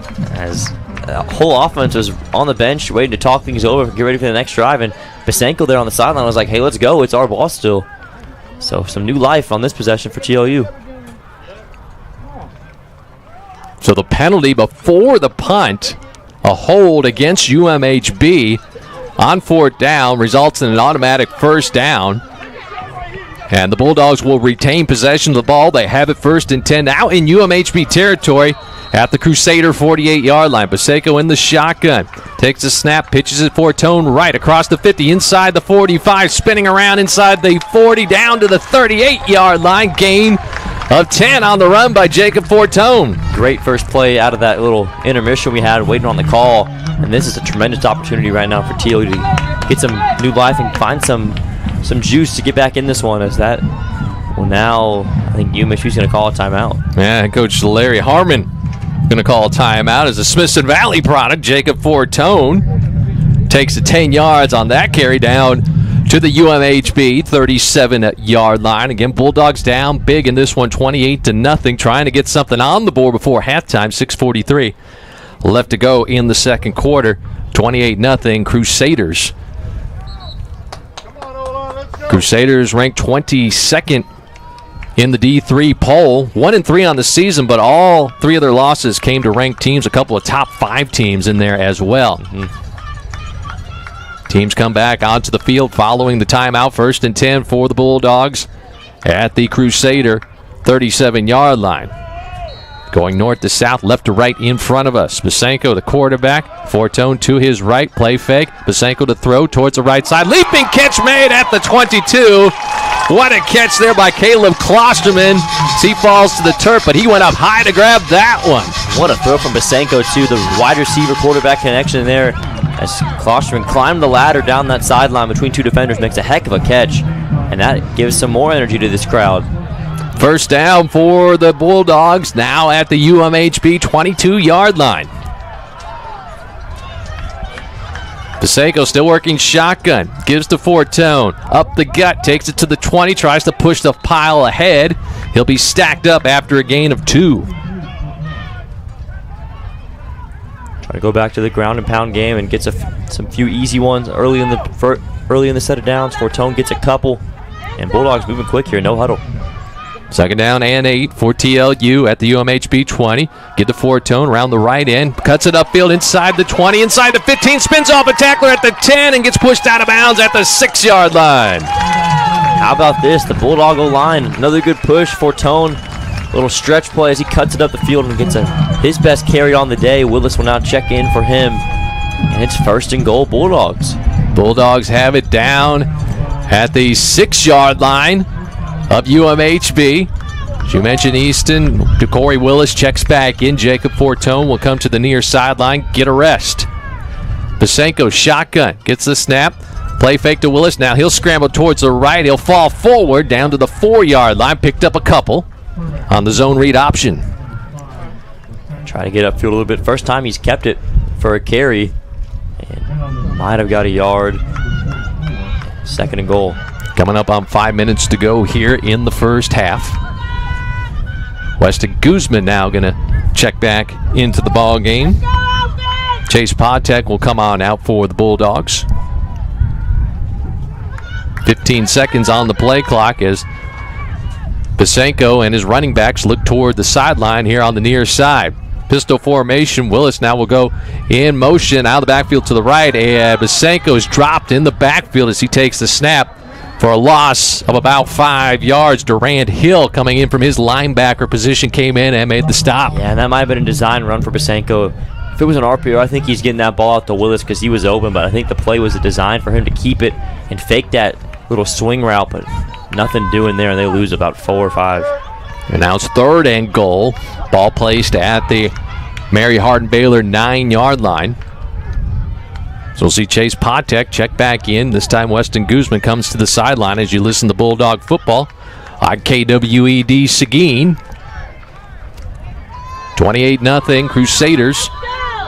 Here in the second quarter now, timeout called by head coach Neil LaHue. He wants to talk things over here. Big 3rd and goal coming up for the Bulldogs. You got to have 6-2, and honestly, I wouldn't be surprised if you get maybe a few 4 or 5 yards, you get down to the 1 maybe. Maybe go for it on 4th and goal and try to get all 6 or 7 because you got to make some noise in this one. Of course, you want points on the board, so. But 4:07 to go, a solid close to this first half, and it really was that hold by UMHB on the punt that really gave some energy to this TLU offense and the crowd. Right. Bulldogs getting a second chance on this drive as they were punting the ball away, and a holding call on the Crusaders gave the Bulldogs an automatic first down. The Jacob Fortone, the senior from Smithson Valley, nice running on this drive. He has 5 carries for 28 yards. Bulldogs trying to cap off this drive here. Yeah. The offense will now move back onto the field. 3rd and goal. Fortone in the backfield. Guzman also in there as an H-back. So it's 3rd and goal at the UMHB 9-yard line. Pistol formation with Fortone behind the quarterback, Basenko. Man in motion, Guzman out of the backfield towards the far side. Basenko takes the snap, running left, inside the 5, into the end zone. Touchdown, Bulldogs! A little speed option to that left side of the field. No one stopped Basenko, and the sophomore runs it in for the first touchdown of the game, and his first touchdown as a starter for this TLU Bulldog football team, and it is 28-6. The Bulldogs get on the board. Great call out of the timeout by Coach Neil LeHue. Caden runs in untouched. They're going to run the swinging gate here for the extra point attempt. Now everybody going to come back in for the traditional point after attempt. Joaquin Rodriguez, the senior from Smithson Valley, to attempt the extra point. And the kick is up, and the kick is good. 4:13 left to go. Second quarter, UMHB 28, TLU 7. This is Bulldog Football on KWED and TLUBulldogs.com.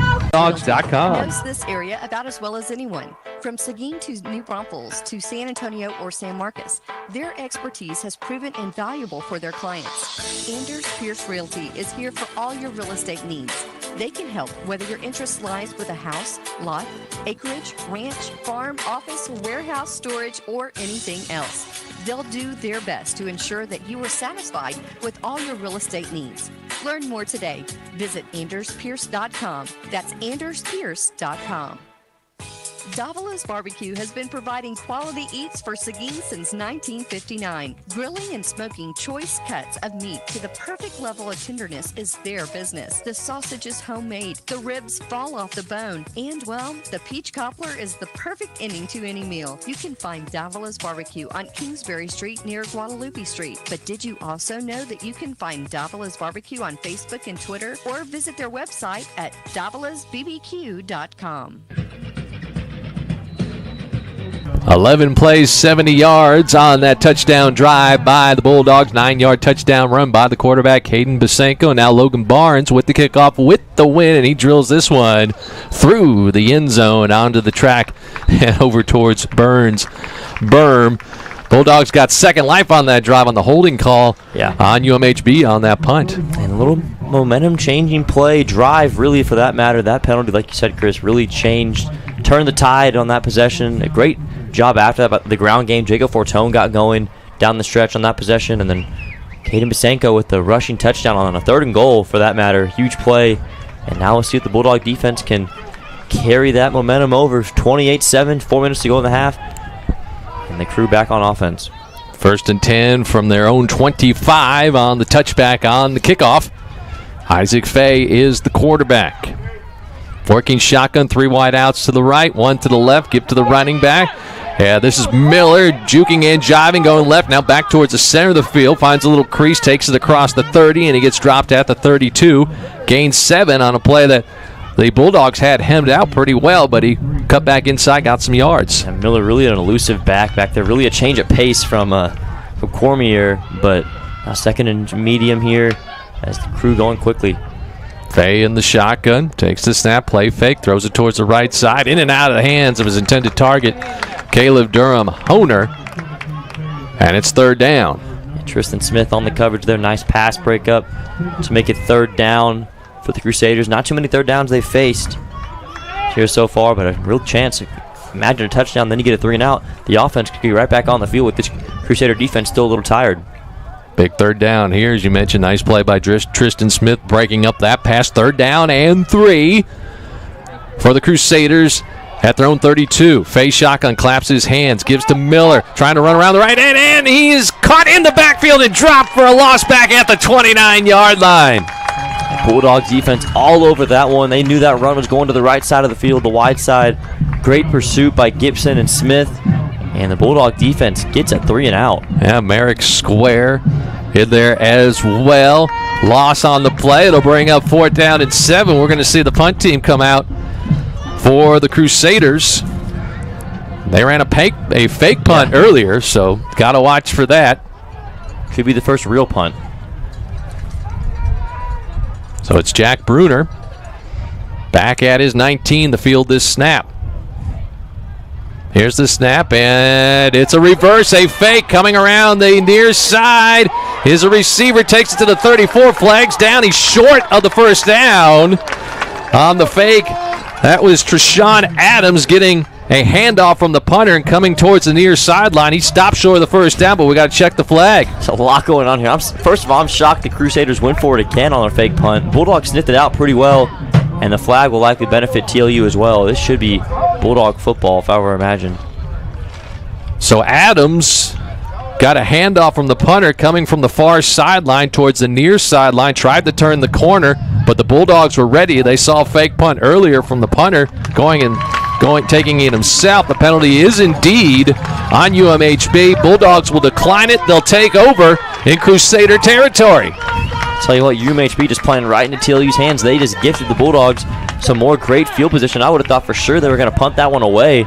Instead, the Bulldogs are inside the Crusader 35.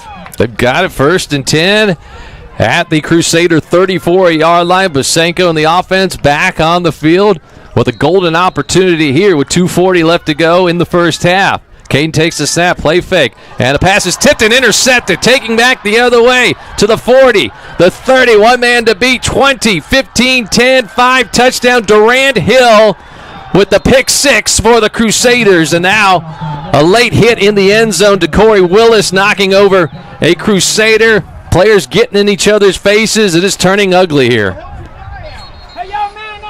Now teammates for DeCory coming to his aid.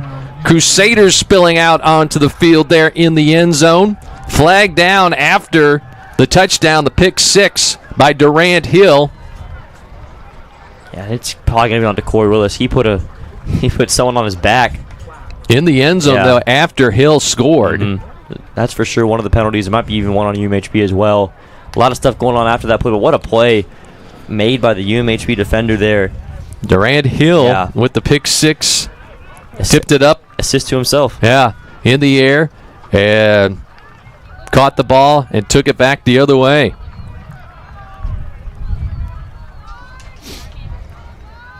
So likely a personal foul going to be added on to the kickoff for the Crusaders on to Corey Willis.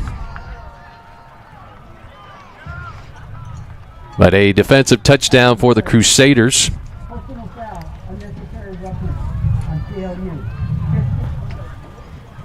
You hear the official with the call. That happened after the touchdown, so they'll assess that penalty on the kickoff. And Jack Bruner on for the extra point attempt here with 2:28 remaining in the first half.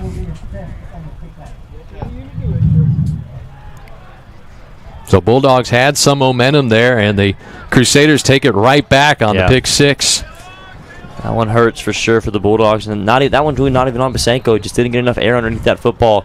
Just a better play made by Hill, and that really kind of shut things down on any chance of at least an early comeback or push from the TLU side of things. So ball plays down, kick is up, and the kick is no good. Off to the right, 2:28 left to go, first half. UMHB 34, TLU 7. It's Bulldog football on KWED and TLUBulldogs.com. It's plain hot. Sterling Schultz with Angel Pest Control. And while our team of happy, honest, hardworking angels are no strangers to the Texas summers, we just wanted to say thanks to our customers who have allowed our technicians to arrive a little bit early to beat the Texas heat. It goes a long way, and it doesn't go unnoticed. It's one of those things that makes our customers and community so great.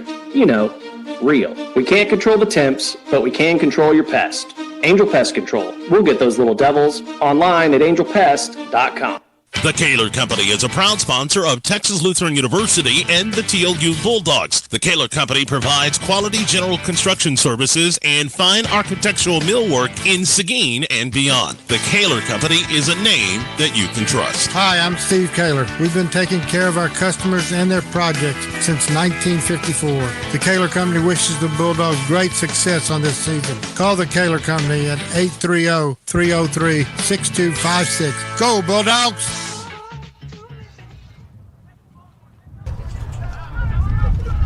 So Durant Hill with the pick six, personal foul on the Bulldogs following the touchdown, and UMHB will kick it off at the 50-yard line.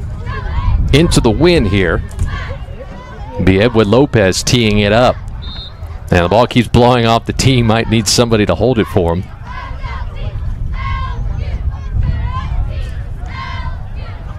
Looking at the stat sheet, they say Durant Hill, touchdown, undefined, interception return on the official score. I was trying to get the yardage on that.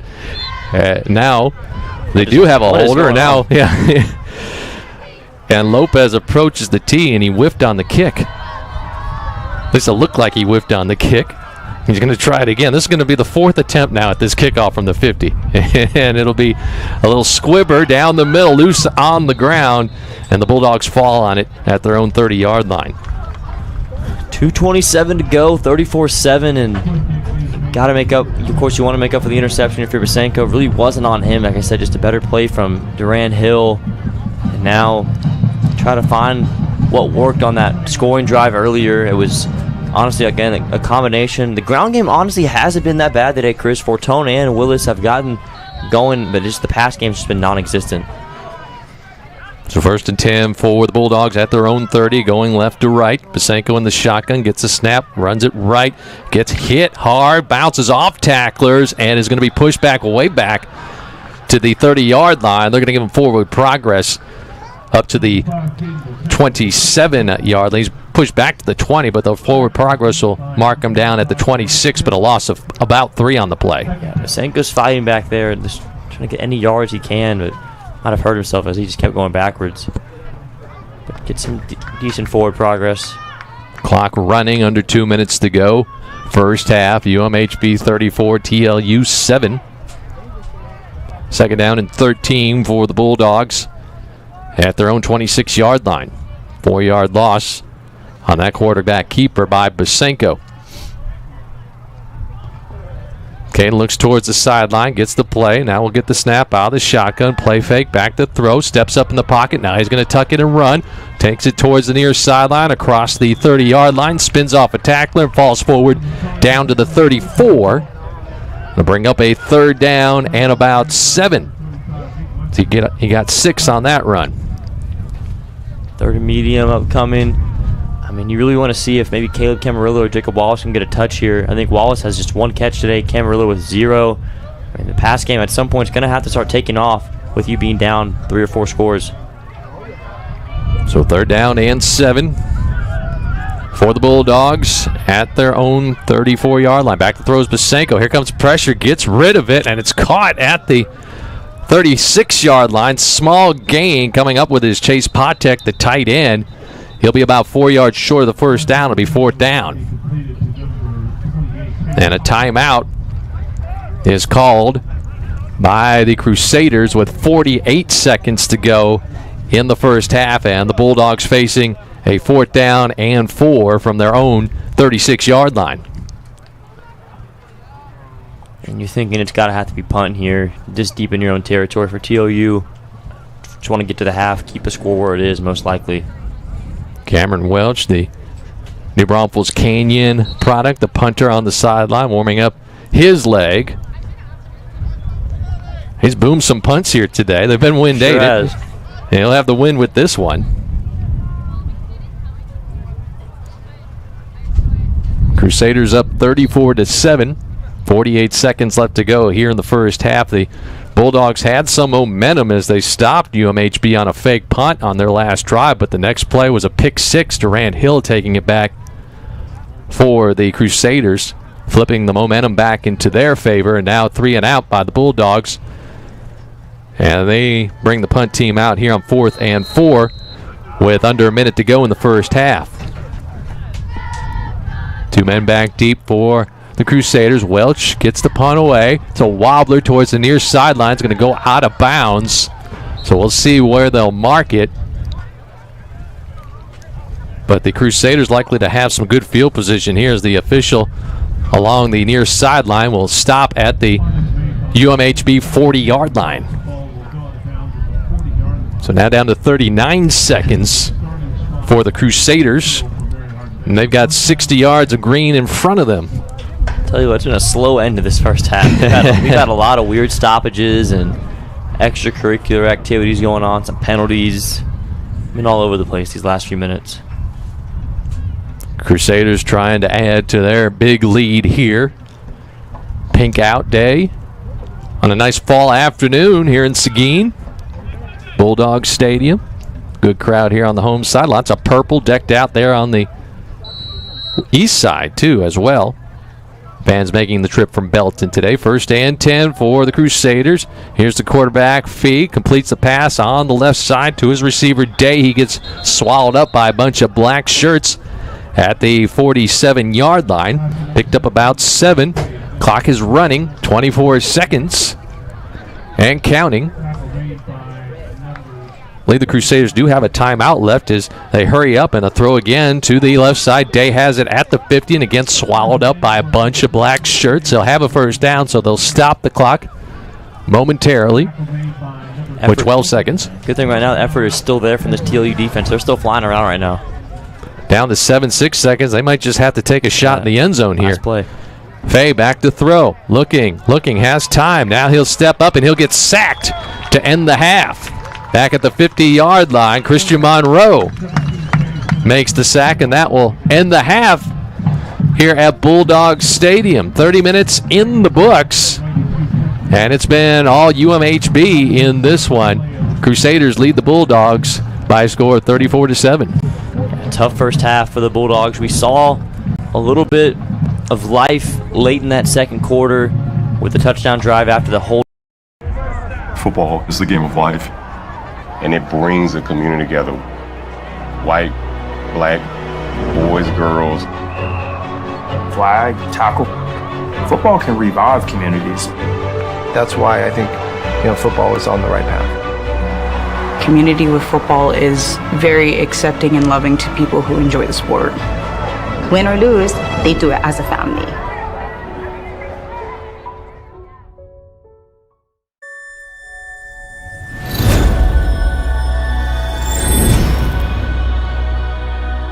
On a 3rd down play, then the defense made a stop on the next drive for the Crusaders. UMHB attempted a fake punt, their second of the game. They were successful on their first one, but the second one, Bulldogs were up to the task. They stopped the fake punt. They started their next drive in UMHB territory, but the first play after that fake punt for the Bulldogs resulted in a 65-yard pick six by Durand Hill that pretty much flipped the momentum. Yeah. Seemed like the Bulldogs had some momentum, could have cut the lead in half if they were able to take the ball into the end zone after that fake punt.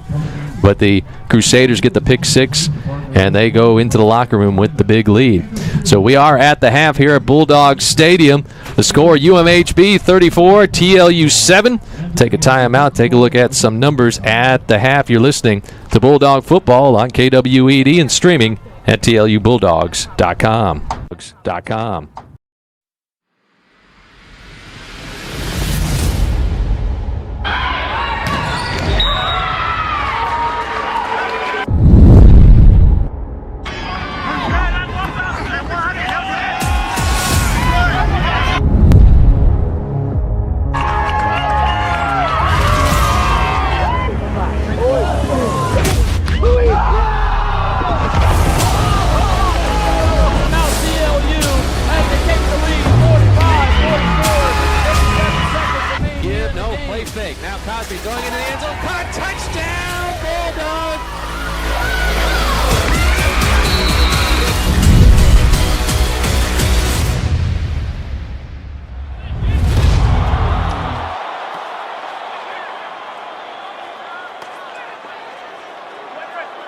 MedCenter.com. Guadalupe Regional Medical Center. Advanced medicine. Personal touch. Lloyd's Brake and Alignment will service and repair your tires, including balancing. Lloyd's does front end repair and wheel alignment. If your vehicle needs brake repair, Lloyd's is a place to go. Lloyd's at 1824 West Kingsbury Street is a continued supporter of the TLU Bulldogs. Lloyd's, with quality service and honest prices, says go Bulldogs. For Lloyd's Brake and Alignment, call 372-5510. That's 372-5510. Ayler's Tree Farm, a family business in Seguin, Texas, specializes in locally grown trees. Their farm is teeming with native oaks of all kinds, plus cedar elms and desert willows. Ranging from 1 to 30 gallons, they've got trees of all sizes. Each tree is nurtured from locally gathered acorns and seeds that are germinated and grown in their greenhouse until they're ready for transfer. At Ayler's Tree Farm, they're not just growing trees, they're growing your future green spaces. Visit AylersTreeFarm.com to learn more. Established in 1947, CMC Steel Texas was Commercial Metal Company's first mini mill. Through continuous upgrades and technology improvements, CMC Steel Texas has evolved into a world-class, state-of-the-art steel mini mill that ships products globally and is capable of producing a broad range of shapes, merchant bar, and special bar quality products in many grades. When dealing with CMC Steel Texas, you get more than a steel manufacturer. You get personalized service from a group of steel professionals who take pride in the products that they produce and sell. CMC Steel Texas, your partner for success. Anders Pierce Realty knows this area about as well as anyone. From Seguin to New Braunfels to San Antonio or San Marcos, their expertise has proven invaluable for their clients. Anders Pierce Realty is here for all your real estate needs. They can help whether your interest lies with a house, lot, acreage, ranch, farm, office, warehouse, storage, or anything else. They'll do their best to ensure that you are satisfied with all your real estate needs. Learn more today. Visit AndersPierce.com. That's AndersPierce.com.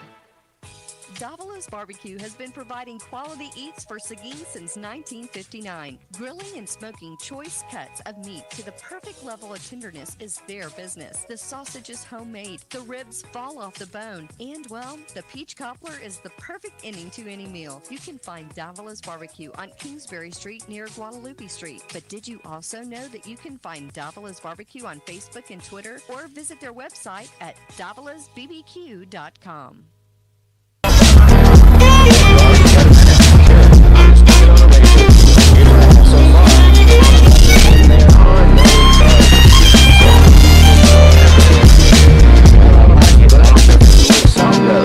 Let's just stick to killing bugs. Yeah, you're probably right. Quarterback, make it work.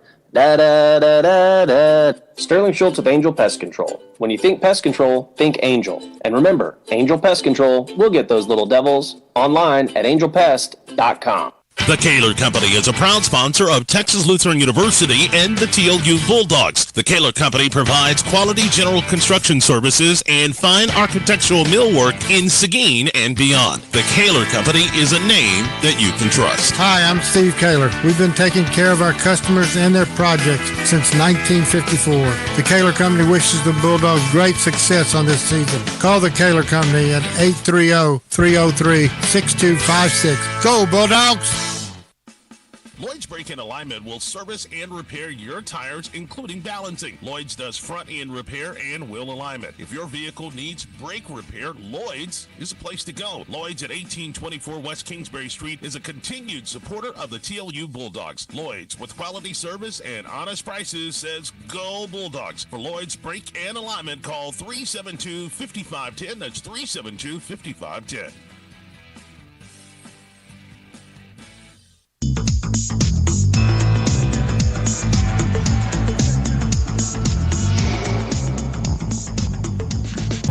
And we're back here at Bulldogs Stadium, halftime with the score, Mary Hardin-Baylor 34 and TLU 7. Chris Austin along with Easton Allen.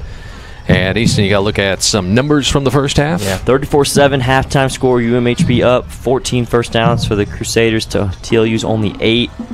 Biggest difference, I think, so far, the Crew have already rushed for 143 on the ground as a team. TLU only 75. Solid in their own right, but the pass game only 39 yards through the air for the Bulldogs, just over 100 for the Crusaders. I mean, Kenneth Cormier, 59 yards on the ground on 5 carries with a touchdown. Had a couple big ones as well. Ozias Wright had that big run that sparked a touchdown drive. He has 2 carries for 41 yards. Kenneth Miller's also been kind of the second guy in that rotation in the backfield, 5 carries for 22 yards. His longest run of 7. And then Jerry Day with those 2 touchdown grabs early in the game in that first quarter kind of got the Crusader offense going. And as far as Isaac Faye, 12 of 18, 101 yards. Been just sacked once. That was that last play of the half. And is thrown for 3 touchdowns. Going over to the TLU side of things, JaCoy Willis, really strong first half. 9 carries for 34 yards. And Jacob Fortune also 5 for 28. Basenko ran in for the lone touchdown for the Bulldogs from 11 yards out. And as far as throwing the ball, Basenko 8 of 14. He's taking care of it. And besides that one tipped interception, but only 39 yards, they just haven't been able to push the ball down the field. And in this second half, Chris, they're going to have to do that. Down 34-7. The running game's been solid, but that's not going to help them get back in this game. Neither is the short passes. So the Bulldogs going to have to air it out in the second half, and then that's about it from the first half stats. And the Bulldogs find themselves down 34-7 here at Bulldog Stadium on a nice fall afternoon. Sunny skies, clouds have broken up here. Windy as well. The cold front move on through, and we got temperatures in the 70s, so can't complain as far as the weather is concerned. Finally got fall here in Texas. Scoreboard, we like a better result than what we see here at the half, but we'll take things as far as the football weather is concerned. The Crusaders got on the board first in that first quarter. They had their first drive of the ball game and took the ball on the opening kickoff and drove down the field and scored on a touchdown pass from the quarterback to Jerry Day. Quarterback, of course, for the Crusaders, Isaac Faye, with a touchdown pass to Jerry Day. It was just a 1-yard pass. They added the extra point. 4:20 on the drive at the 8:47 mark in the first quarter, made it 7-0 in favor of the Crusaders. They scored again later on in the quarter. Jerry Day with his second touchdown reception, 25 yards this time. Jack Bruner with the extra point attempt made the score 14-0 at the 4:49 mark in the first quarter. Another touchdown added on just before the end of the quarter with 51 seconds left to go in the first quarter. It was Cormier, the running back, running in from 1 yard to cap a 4-play 53-yard drive. Extra point attempt was added, made the score 21-0. Then in the second quarter, it was McClintock getting a 4-yard touchdown pass from his quarterback, Faye. Jack Bruner added the extra point at the 8:36 mark in the second quarter. 7-play 80-yard drive made the score 28-0. You mentioned, Easton, that the Bulldogs got on the board for the first time in the game at the 4:03 mark in the second quarter. Caden Basenko ran it in from 9 yards out. That was on a 3rd down and goal play. Joaquin Rodriguez added the extra point to cap off an 11-play 70-yard drive. That took 4:33 off the clock, made the score 28-7 in favor of UMHB. And then after a fake punt attempt that was thwarted by the Bulldogs, next play the Crusaders got a 65-yard pick six by the linebacker Durant Hill. He took it to the end zone at the 2:28 mark of the second quarter. Extra point was no good, and that made the score what we see here at halftime. The UMHB Crusaders 34 and the TLU Bulldogs 7. So UMHB 1-3 on the season. Same with the Bulldogs. This is the second American Southwest Conference game for the Crusaders. They won their first one a couple weeks ago, 50-9 over McMurray. They came in 1-3, but we mentioned in the pregame, Easton, all three of those teams that they lost to were all top-ranked teams in the D3 poll. Even though the Crusaders come into this one 1-3, the pollsters still give them a lot of respect. They're still the 22nd ranked team in the country, and they're showing it this first half. I mean, just because you're not always what your record says you are, as some people would say. That 1-3 or so far this season, but I mean they still look like a top 25 team on the field here today. They're showing they're definitely still deserving of that top 25 ranking. And I think the biggest thing I've seen is just how much depth they have on both sides. You see them rotating in new packages in the D-line every few plays. They got plenty of running backs to rotate in there as well. I mean, it's a loaded roster, and they're showing why. But I think the TLU they had a chance in the second half. They continued to fight. I mean, I think we saw some good fight last week against Sul Ross. They threw some punches back in that second quarter to keep things close for the moment. Second half, I think really what's going to tell early in this second half is how the Bulldogs come out of halftime early. If they start the second half on the right note, they can maybe make this competitive. If not, it might be a long rest of the afternoon. As the Bulldogs will be kicking it off in the second half, the Crusaders won the opening coin toss and deferred. So TLU will be kicking off to start the second half when we start things up again here at Bulldog Stadium. 34-7. Again, the Crusaders out in front, 22nd ranked team in the country, already 1-0 in American Southwest Conference play. They beat McMurray 2 weeks ago, 50-9, coming off a bye week. And of course, you mentioned it, Easton. The Bulldogs last week were in Alpine and fought hard. Were down big to the Lobos of Sul Ross State, 34-10 in the fourth quarter. Came back and tied that ball game. Ultimately lost on a field goal on the last play. So the Bulldogs have been here before, but this is going to be a tough mountain to climb when you have a team like UMHB on the other end of that score. And it's just going to take some baby steps out of halftime, like I mentioned. You got to start the second half strong, get some quick runs early. I think Willis and Fortone can get you started, but from then on, it's going to have to be Caden Basenko getting a little more confident, start pushing the ball down the field. I think the O-line's honestly played a pretty good game so far. Basenko's only been sacked once. The ground game has been fine. So I think the Bulldogs and Coach Lou just got to trust their quarterback, maybe make these throws down the field, get Jacob Wallace and the other wideouts involved. So Caden Basenko, the quarterback, making his first start as a TLU Bulldog today. Seth Cosby, the quarterback, the regular starter, injured late last week against Sul Ross State. Caden came in the fourth quarter in that game, threw and ran for a score, and Seth unable to go here today. So Basenko, the sophomore quarterback out of San Antonio East Central, making his first start today. Going to try to turn things around here in the second half. We'll see what the Bulldogs come up with as they are in the locker room here at the half, down by a score of 34-7. We'll take another timeout, have more here at the half. Again, the score, Mary Hardin Baylor 34, TLU 7. This is Bulldog Football on KWED and streaming at TLUBulldogs.com. Does Guadalupe Regional Medical Center have the best-in-class primary care physicians in Seguin and surrounding communities?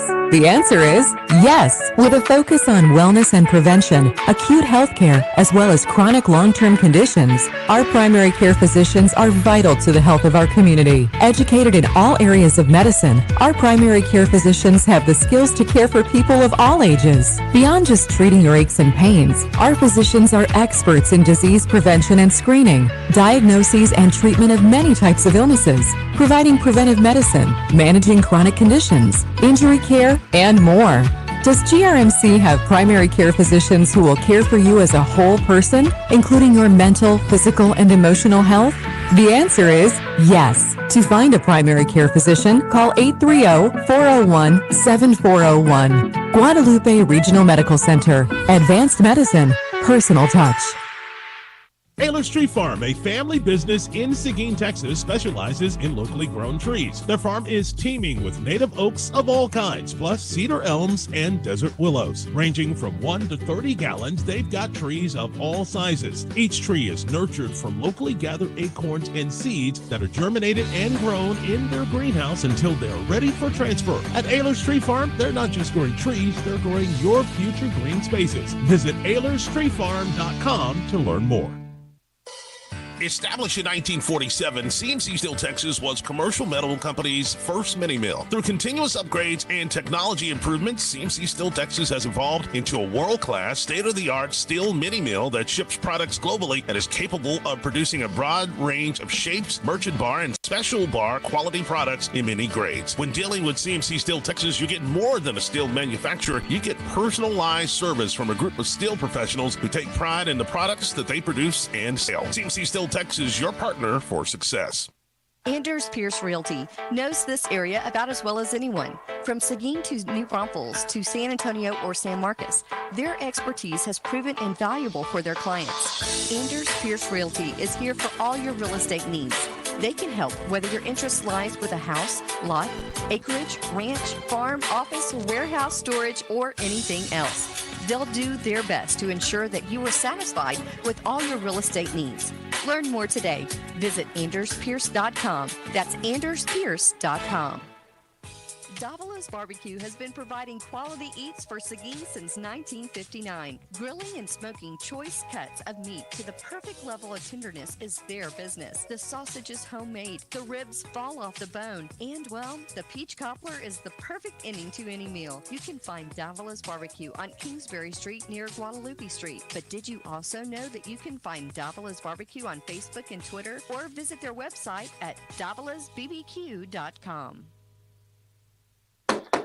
Hey, boss, you got a minute? Sure, come on in. You working on another radio jingle? No. You got a good idea for one? Well, actually, I do. Thought we'd tell the good people about all the pests we control, like ants, roaches, spiders, scorpions, silverfish, mice, termites, rats, and bed bugs. Remember, Angel Pest Control. We'll get those little devils online at angelpest.com. And for social content, follow us on Facebook and Instagram.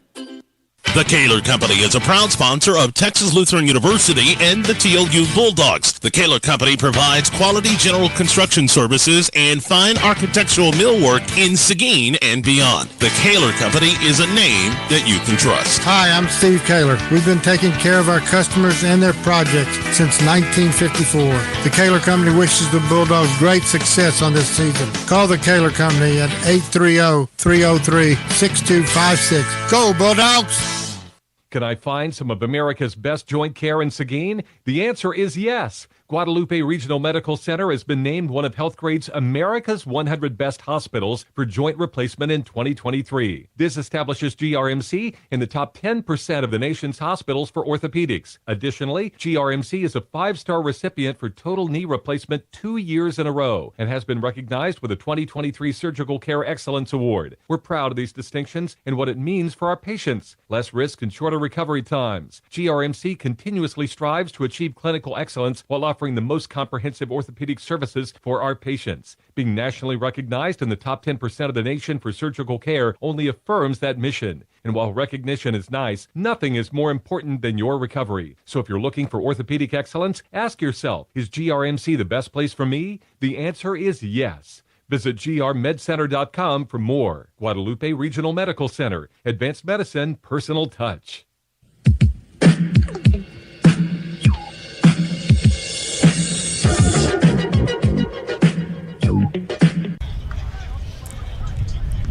Back at Bulldog Stadium at the half, UMHB 34 and TLU 7. Chris Austin along with Easton Allen looking at some top 25 scores in Division I. In the Big Ten, Ohio State hosting Maryland. That game has just gone final. The Buckeyes, the number 4 team in the nation, they beat the Terrapins 37-17 early on in the first quarter out in Los Angeles. Number 13 Washington State in front of UCLA 3-0 SEC matchup. Number 23 LSU ahead of number 21 Missouri 42-39.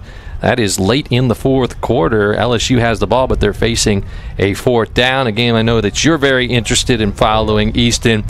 The Texas Longhorns and the Oklahoma Sooners in the Red River rivalry all knotted up at 27 with about a minute 27 left to go in the fourth quarter. And Texas has the ball, and they're in OU territory. Yep, you're moving down the field right now, but close one.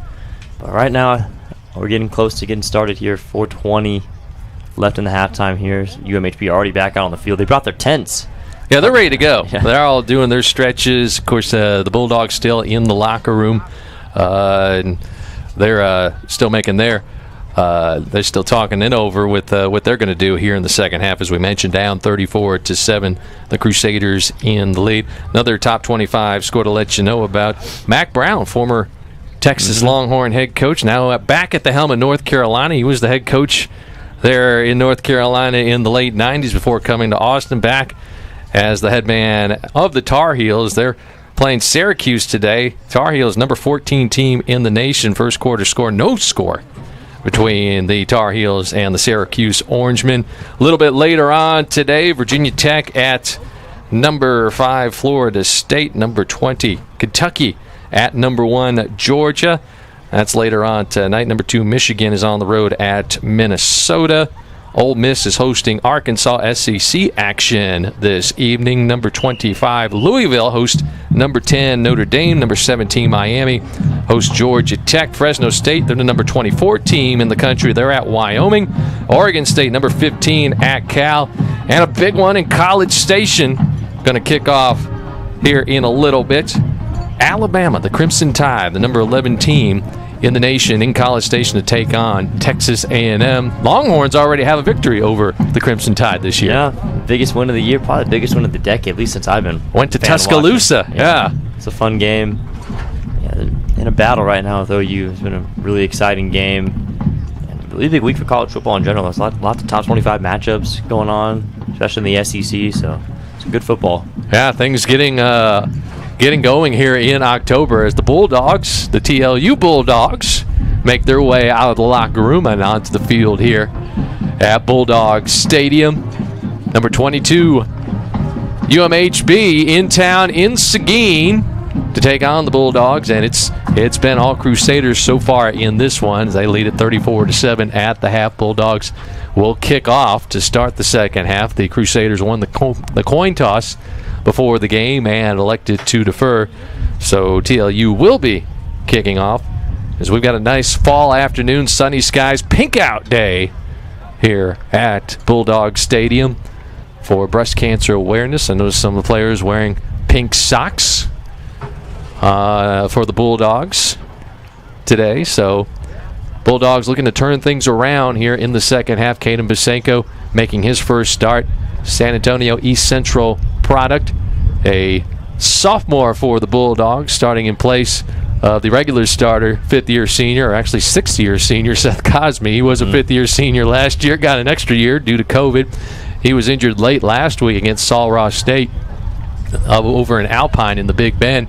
Caden came in, threw a touchdown, ran for a touchdown. Seth unable to go in this one here on a Saturday afternoon, so Caden getting the start. Had a touchdown run there in the second quarter for the only score of the ball game for the Bulldogs. And he's done his job so far. I think it's tough in a game like this where it takes these just extraordinary, just big-time plays to stay in games like this. He's done his job so far. I mean, he hasn't forced anything. He's taken care of the football. I mean, that one interception, I wouldn't even blame it on him. Just an incredible play from Hill. Other than that, I mean, he's taken care of it. Hasn't forced any throws. Has ran the offense as like Coach Lee wants it, but eventually he's going to have to cut it loose and try to make some plays to get TLU back in this one. Masenko, 5'10", sophomore, 185 pounds, as we mentioned, went to high school down the road, about 30 miles from here at San Antonio East Central, over to the west of Seguin as the team's getting ready to start the second half. The Bulldogs will be on the road next week. They'll be up in Abilene to take on the Hardin-Simmons Cowboys. And that'll be a 1 o'clock kickoff next Saturday. You'll be able to follow that game at TLUBulldogs.com. We're here on AM 1580 KWED and TLUBulldogs.com via the internet for this one here at Bulldog Stadium. Bulldogs coming to their sideline here on the west end of the field at Bulldog Stadium, and the Crusaders on the east end. Crusaders white jerseys with their purple pants, gold and white stripes down the side, purple helmets, and the Bulldogs black on black today. Black jerseys, gold numbers, and solid black pants. The black helmets, gold stripe across the top, and the slanted stenciled TLU and caps in gold on both sides of the helmets. Well, Sam, I'm a big fan of the TLU uniforms. The black on black all look? Black looks like good it. with the helmet. Back in black today. They're going all AC/DC. And then you got the purple-cladded Crusaders on the other side with the purple helmets, and the crew on each side in white on the helmets. So the kicking team for the Bulldogs will come on to the field. Logan Barnes will tee it up at the 35. The Bulldogs will defend the north end zone going left to right, so they'll have the wind here in the third quarter.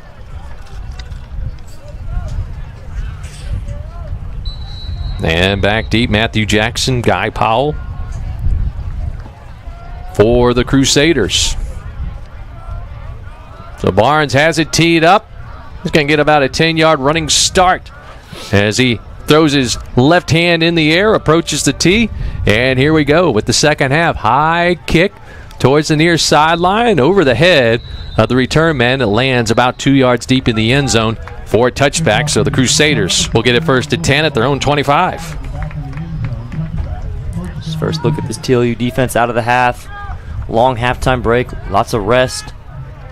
And we'll see this Bulldog defense, I'll give them credit. That whole first half, they were flying around every play. There wasn't a drop in effort from the start of the game till the end of the half, so we'll see if they keep that same energy, start the second half, and try to slow down this ground game, because you know the crew is going to start pounding the rock with this lead. So Isaac Fee leads the offense out onto the field. First and 10. And here's a snap, give to running back, up the middle, finds a hole across the 35, the 40, the 45, and tripped up at the 47-yard line. That's Kenneth Cormier with a big run on the first play to start the second half for the Crusaders. Cormier, their workhorse, they go straight to him out of the break, and a big first down run of about 20, and that's a good start for the Crew offense. Cormier had 82 yards rushing in the first half, adding to that total there. First and 10 for the Crusaders at their own 48-yard line. Fake to Cormier. No, give to Cormier. Now a reverse coming back the other way is a wide receiver, and he gets hit hard behind the line of scrimmage for a loss. Kenneth Miller Jr. got the handoff going back the opposite direction towards the far sideline. He lost yardage. A little reverse there, getting tricky with it. But the Bulldog defense not fooled. It's a good stop there. Actually a loss of yards. Now lost 2 yards. Coach Larry Harmon and the Crusaders pulling out the tricks. Harmon in his second year as the head coach at UMHB. Like Neil LaHue in his second year at TLU. Here's a play fake. Back to throw is Fade. Throws it right sideline, and a nice leaping catch along that far sideline made at the 41-yard line. First down. That's Jerry Day Jr. They take it into TLU territory on a conversion there. Keep on moving the sticks as TLU defense needs to try to make these stands late in these drives as UMHB keeps on moving right down the field. First and 10 for the Crusaders at the TLU 41-yard line. Face shotgun, running back to his left. Here comes a man in motion, going to line up as an H-back on the right. Give to Cormier up the middle. Finds a little hole as he falls forward down to the 38-yard line. Picked up about 3 or 4. Good run stuff there from the Bulldog defense. Getting in there, a lot of hats around the football. It's going to take multiple Bulldog defenders to bring down Cormier on first contact. Yeah, Cormier, as we mentioned, 5'10", 225 pounds. He's a bowling ball back there for the Crusaders. Second down and 6 at the TLU 37-yard line. Bay, the quarterback, back to throw. Now rolling left, looking downfield as he scrambles out of the pocket. Fires downfield, and the pass is in and out of the hands of his intended target, Jerry Cephas, down at the 20-yard line, incomplete. The play action there, getting Fay on the move, and just couldn't quite come up with that catch there. Just make it 3rd and long now. Chance for the Bulldogs to get off the field. Look for the pass rush to get going here on this obvious passing down.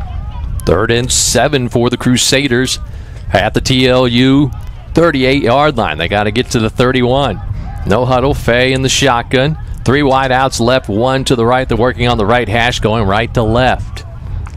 Fay claps his hands. Back to throw. Has good protection. Still looking. Now to throw it. Left side complete at the 30-yard line. Receiver coming back to make the catch. Should be enough for a first down. That's Jerry Day Jr. Yep. Once again, Day right there to convert the 3rd down. He's been Fay's go-to target on these tough, critical downs. He makes the catch, knows where the sticks are, and gets the first. Little comeback route. Picked up 8 on 3rd and 7. 1st and 10. Hurry up offense at the 30. Cormier up the gut. Takes it down to the 26-yard line as he runs into a wall of black shirts led by Joshua Stanton and also Caleb Hamilton in on the play there. Gain of about 3. 2nd down and 7 for UMHB. They've got it at the TLU 26-yard line. Fay back to throw, throwing left sideline complete, not out of bounds at around the 21-yard line.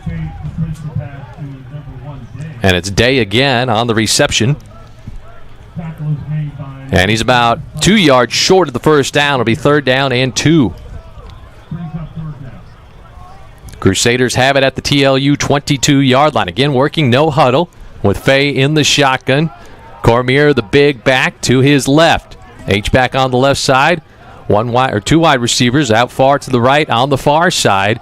And 1 receiver here on the left on the near side on the left hash. Fay gets the snap. Give to Cormier. Dodges a tackler. Dives forward to the 20. He's going to be close to the first down. Not sure if he has it, though. He looks short. Good penetration there from the TLU defense. They got their hands low. Kind of tripped up Cormier. Looked like it was James Gibson. Yeah. Coming in from his inside linebacker spot. So 4th down and 1. And the Crusaders going to go for it here. So let's see if the TLU defense can dig in here, get a stop. 4th and 1 for UMHB at the TLU 21. Fay shotgun. Cormier to his right. Tight formation. Here comes a man in motion in front. And actually, this man in motion is Day is going to take the snap directly. No, it'll go back to Fay. Now he'll throw it in the flat to Day, who has it, takes it inside the 15, inside the 10, looking for the pylon. Does he get there? Yes, touchdown. Crusaders. Lots going on there. Day came in motion from left to right, acted like he was going to take a direct snap from the center. The snap went back to the quarterback. Day kept going to his right, got in the flat, got the pass from his quarterback, and took it into the end zone just inside the pylon on the right side. That's a hat trick now for Jerry Day. His 3rd touchdown on the day. Puts 40 now on the board for the Crusaders as they start the second half with a bang. Lopez, the left-footed kicker, on for the extra point attempt. Snap, hold, kick is up, and the kick is good. 10:42 left to go, 3rd quarter. UMHB 41, TLU 7. This is Bulldog football on KWED and TLUBulldogs.com. Lloyd's Brake-In Alignment will service and repair your tires, including balancing. Lloyd's does front end repair and wheel alignment. If your vehicle needs brake repair, Lloyd's is the place to go. Lloyd's at 1824 West Kingsbury Street is a continued supporter of the TLU Bulldogs. Lloyd's, with quality service and honest prices, says go Bulldogs. For Lloyd's Brake and Alignment, call 372-5510. That's 372-5510. Ayler's Tree Farm, a family business in Seguin, Texas, specializes in locally grown trees. Their farm is teeming with native oaks of all kinds, plus cedar elms and desert willows. Ranging from 1 to 30 gallons, they've got trees of all sizes. Each tree is nurtured from locally gathered acorns and seeds that are germinated and grown in their greenhouse until they're ready for transfer. At Ayler's Tree Farm, they're not just growing trees, they're growing your future green spaces. Visit AylersTreeFarm.com to learn more.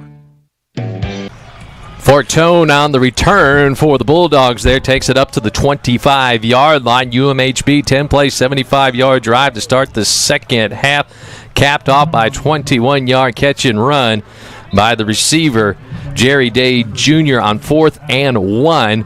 3rd touchdown reception of the day for Day, and it's 41-7 UMHB. Katie Pasenko back out there at quarterback, split backfield. As Fortone's going to move in motion here, 1st and 10. And Fortone will go out of the backfield, and the give is to Corey Willis up the middle. He takes it across the 25, up to the 31-yard line. Got about 6 yards on first down there. Willis has been fighting hard on every carry he's gotten today. You got to love that from your senior. Him and Fortone both have ran hard, and now Willis will exit. And I'm still waiting to see, obviously, the first drive of the half. See what Coach Lehue wants to open up the offense and we get the ball down the field.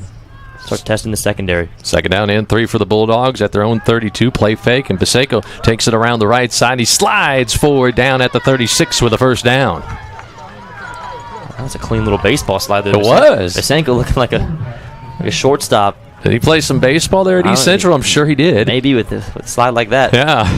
Pop right up. But a nice keep it there on 2nd down and pick up the easy conversion and keep the chains moving. So 1st and 10 for the Bulldogs at their own 36-yard line. Corey Willis checks back into the ball game at the running back position. He's back there with Fortone, split backs. And now Willis in motion out of the backfield towards the far side. Get the Fortone up the middle, right into the line. And he will maybe get a yard as he gets pushed back by the Crusader defense. Crusaders flying around back there. Pick up a second and medium, second and long. Basenko, we've seen a lot of read options, some simple handoffs. Now we see Patek come back in. As DeCorey Willis checks out, Fortone will stay in there as the running back, second down and 9 for the Bulldogs at their own 36-yard line. Basenko in the gun, gets the snap, gives to Fortone, juking and jiving, finds a little hole, takes it across the 35 up to the 40-yard line. Had a little hole, looked like he was bottled up in the backfield there, and then was able to score it ahead for maybe 3 yards. It'll be third down and 6. Fortone now exit. They're both running hard right now. Cole Andrews to the tight end, and Weston Guzman now the running back checked in. Wallace and Camarillo on the edges. Look for them to make a play here. Third down and 6 for the Bulldogs. At their own 41-yard line, Paseco's shotgun. Guzman to his left. Back to throw is Caden. Here comes the rush. Throws it down the middle over the head of his intended target at the UMHB 45-yard line. Looked like it was Patek, incomplete. Yeah, UMHB, they sent the house on that third down. One-on-one coverage across the board, but no chance they're going to get that pass off clean. Pasenko did the best he could there, and that's going to bring a fourth down. Under pressure, so fourth down and 6 for the Bulldogs. They have not sent the punting team out onto the field yet. Still got plenty of time on the play clock, 20 seconds as they're huddled up along the near sideline. And now here comes Cameron Welch, the punter, out for the Bulldogs. Matthew Jackson back deep along with Guy Powell. For UMHB back at their 25-yard line. Cameron's going to have the wind again here at his back. And whistles before the snap. I don't think they got the play off in time, or did the Bulldogs call timeout? No, delay of game is the call. They did not get the snap off before the play clock ran down. So 4th and 6 turns into 4th and 11. Now Cameron Welch back at his 20 to receive the snap. With the win, I think Welch can still boom this one probably into the end zone. Yeah. What's another 5 yards? Yeah. If he does, it'll be a 65-yard punt. Let's see if he can do it. Gets the snap. Here comes a rush. He gets it away. High punt, trying to turn over. Back goes Jackson. He's going to signal for a fair catch at the 12-yard line. So not quite 60 yards, but almost 50. Maybe with the bounce.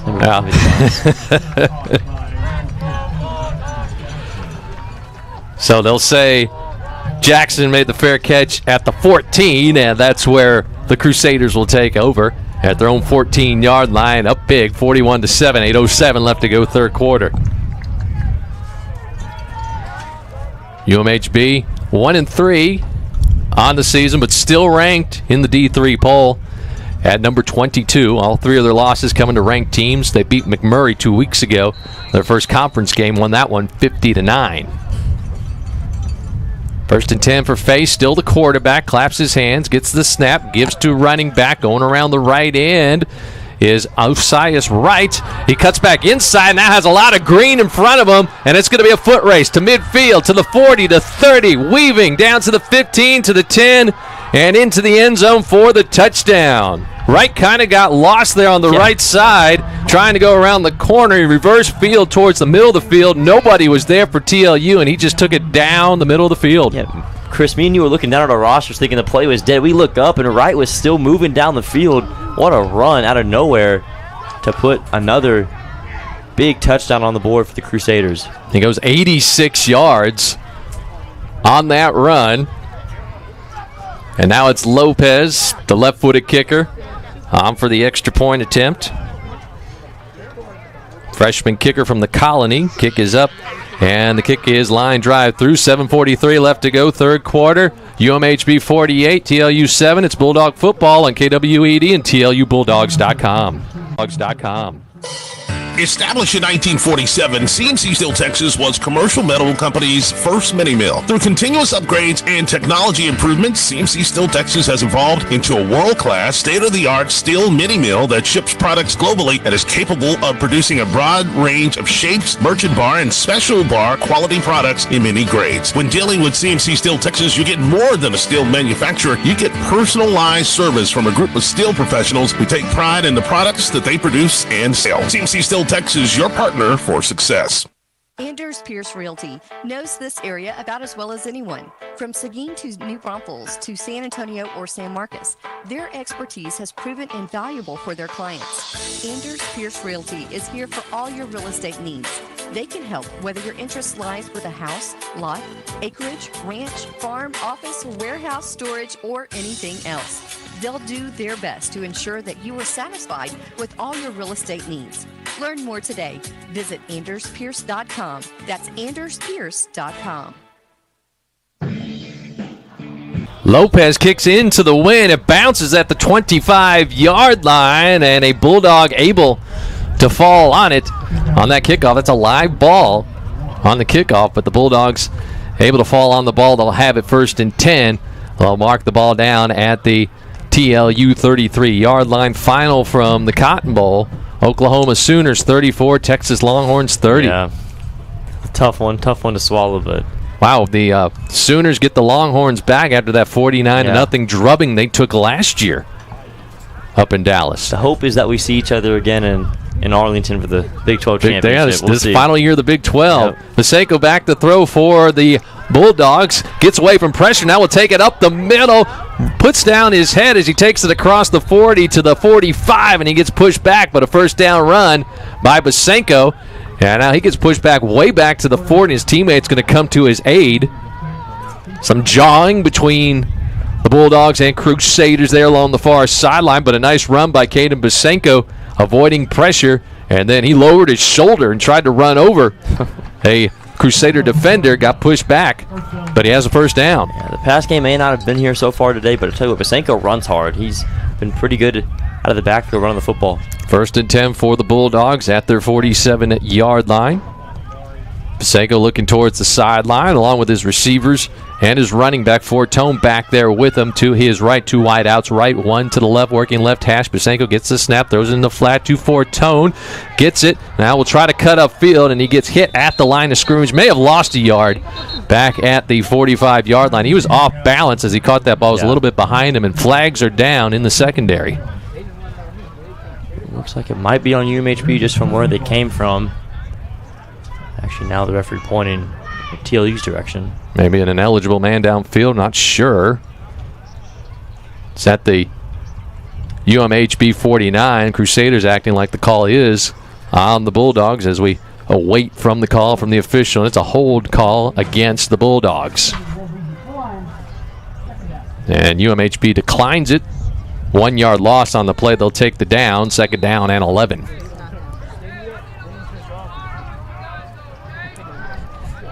.652 left to go, 3rd quarter. UMHB 48, TLU 7. 2nd and 11 Bulldogs at their own 46-yard line. Going left to right, Pasenko in the shotgun. And a running back to his right, gets the snap, gives to the running back. That's Guzman. He'll take left side, across the line of scrimmage, up to the 49-yard line. Got about 4. Bulldogs continuing to stick with the ground game. 3rd and 8, 3rd and 7 coming up. As Willis will check back in. Got 4 wide receivers in the game right now, so could see a deep shot, or at least the Bulldogs spread it out here on the 3rd down. Your former classmate over at Marion High School, Jacob Wallace. Somewhat quiet day. They've done a good job of keeping Jacob in check today. It's been a quiet day for all the receivers. It's been really lots of dink and dunks and short passes. 3rd down and 7. Pasenko gets the snap. Here comes pressure, and the Crusaders are going to get to him way back at the 35-yard line. They'll sack him. It's Tayron Brown, defensive tackle, pulling down the quarterback. It'll be 4th down. Yeah, all over him there. 23 just came off the edge, almost unblocked. And Pasenko once again had no chance on that 3rd down. Yeah, Brown, defensive tackle, right in the quarterback's face, and Cameron Welch comes out to punt for the Bulldogs. Cameron back at his 25 to receive the snap, and 2 Crusaders back deep. Guy Powell, Matthew Jackson. Here's the punt, and under end, and it'll be Jackson fielding it at the 16. Cuts towards the middle of the field, across the 20. Gets hit hard right there and dropped. Blake Lowry with the stick, and the Crusaders will take it over right there. Nice special teams play from the TLU coverage team. 48-7 now, and Bulldog defend. Hey, remember Jackson last year had a 90-yard punt return. First quarter. Against the Bulldogs. He's a dangerous return man. But the Bulldogs doing a good job on special teams there. First down and 10. For the Crusaders, they may have a new quarterback in the ball game. Looks like Jackson Tingles is going to be the new quarterback. They'll replace Isaac Fay. First and 10 at their own 19. Tingles throws it towards the near sideline. Complete. Wide receiver has it, and he goes out of bounds. That's Matthew Jackson for a gain of about 6 yards. Now getting some reps at wide receiver. Fay, 16 of 23 on the day. His day apparently over 147 yards and 4 touchdowns. Second down and 4 for the Crusaders at their own 25. Here's to give running back, left side, taking across the 30 and out of bounds. He gets hit and flags come out. And this is going to be a personal foul, late hit on TLU. The running back, Osias Wright, goes out of bounds, and he got hit along that TLU sideline after he went out of bounds. Things right now kind of going bad to ugly. TLU just can't really catch a break right now. They're trying to play more physical. We've seen the coach kind of urging them to play with some more fight, but then when plays like that happen, it's not what you want. Wright picked up the first downs. He took it across the 30 to the 31-yard line. They're going to tack on an additional 15 yards, so the officials having a discussion here near the TLU sideline. They've yet to make the call. This is actually going to be a penalty on UMHB. I thought it was going to be a late hit out of bounds. They're not going to call that. They're actually going to call holding on the Crusaders. Hey, we'll take it. So moving back 10 yards and wipe out the first down. They place the ball down at the UMHB 23-yard line. It'll be second down and 7. Tingles, the new quarterback, claps his hands, gets the snap, back to throw, has time, throws it down the middle of the field, and incomplete. That pass too far in front of his intended target, Christopher Kakon, and it'll be third down. Still seeing most of the TLU ones in there, but yeah, definitely seeing lots of the twos rotating in and out now for this UMHB offense, likely for the defense too next time we see them. So third down right here, Bulldog defense looking for the chance to get off the field and get the offense a pretty good field position too, with where the UMHB's out on the field. And the Crusaders going against the wind here, third down and 7 at their own 23-yard line. Tingles shotgun, 3 wideouts to the right, back to throw, looking left, throws it down the sidelines, and we've got some jostling and catches made as flags come out at the 40-yard line. Making the reception for UMHB was Gabriel Andewauzi, and we'll check the flag. Pretty good catch, though, on that sideline. And he and a defensive back were wrestling for position, and Andewauzi made the catch. Flags came out, and we'll check the flag. Not sure yet, but it looks like they're going to mark this back from the line of scrimmage, so what is the call here? The officials taking the ball back to the 23-yard line where the line of scrimmage was, and they're probably going to mark the yardage off there against the Bulldogs. Let's see. Still haven't gotten the call from the official. It's been the story of the day with these long discussions. Yeah, 3 of the referees will meeting at the 35-yard line, and you hear the call in the background there, pass interference against the Bulldogs. So a spot foul and an automatic first down. They place the ball at the UMHB 38. Down to 4:10 left to go, third quarter. Tingles the quarterback, working shotgun. It's running back right to his right. He gives it to right. Up the middle, across the 40. Takes tacklers with him up to the 45-yard line. Nice gain by the running back right. Picked up about 7 on the play. Troy Tomaselli on the tackle for the Bulldogs. Tomaselli's still playing hard as always. He got a high motor back there at safety, the freshman. Second down upcoming for the Crusaders. Second down and 3. Play fake, back to throws Tingles down the left side. Again, some wrestling between a defensive back and a receiver, and the ball falls incomplete. Kalen Wilkerson defensively against Adewuzi. They're having a battle there along the near sideline, those two. I tell you what, Wilkerson also has played really solid all day. Had a couple pass breakups. That's his third now. Really making a good day's work out of this rough game for the Bulldogs overall. So now it's 3rd and 3 for the Crusaders at their own 45-yard line. Tingles shotgun, running back to his left. Man in motion in front of the quarterback from the near side to the far side. Give the right to the right side. Spins around, takes it to the 50, across the 50, down to the 49 at TLU with a first down. Chains continuing to move, and Chris, at this point in a game like this, it's really just pride everyone's playing for, and really going to test the character and grit of this Bulldog team and how they kind of handle these things down the stretch here coming up in the fourth quarter.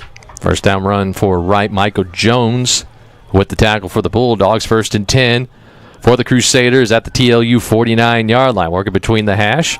Tingles in the shotgun. New run. A fake on the give, and now throw in the left side, complete. And a receiver down the near sideline, inside the 30, inside the 25-yard line. Goes the receiver. That was Christopher Gayakan, and he's got a first down. Just that simple play action fake got the entire TLU defense moving over to the right. Little check down to the tight end.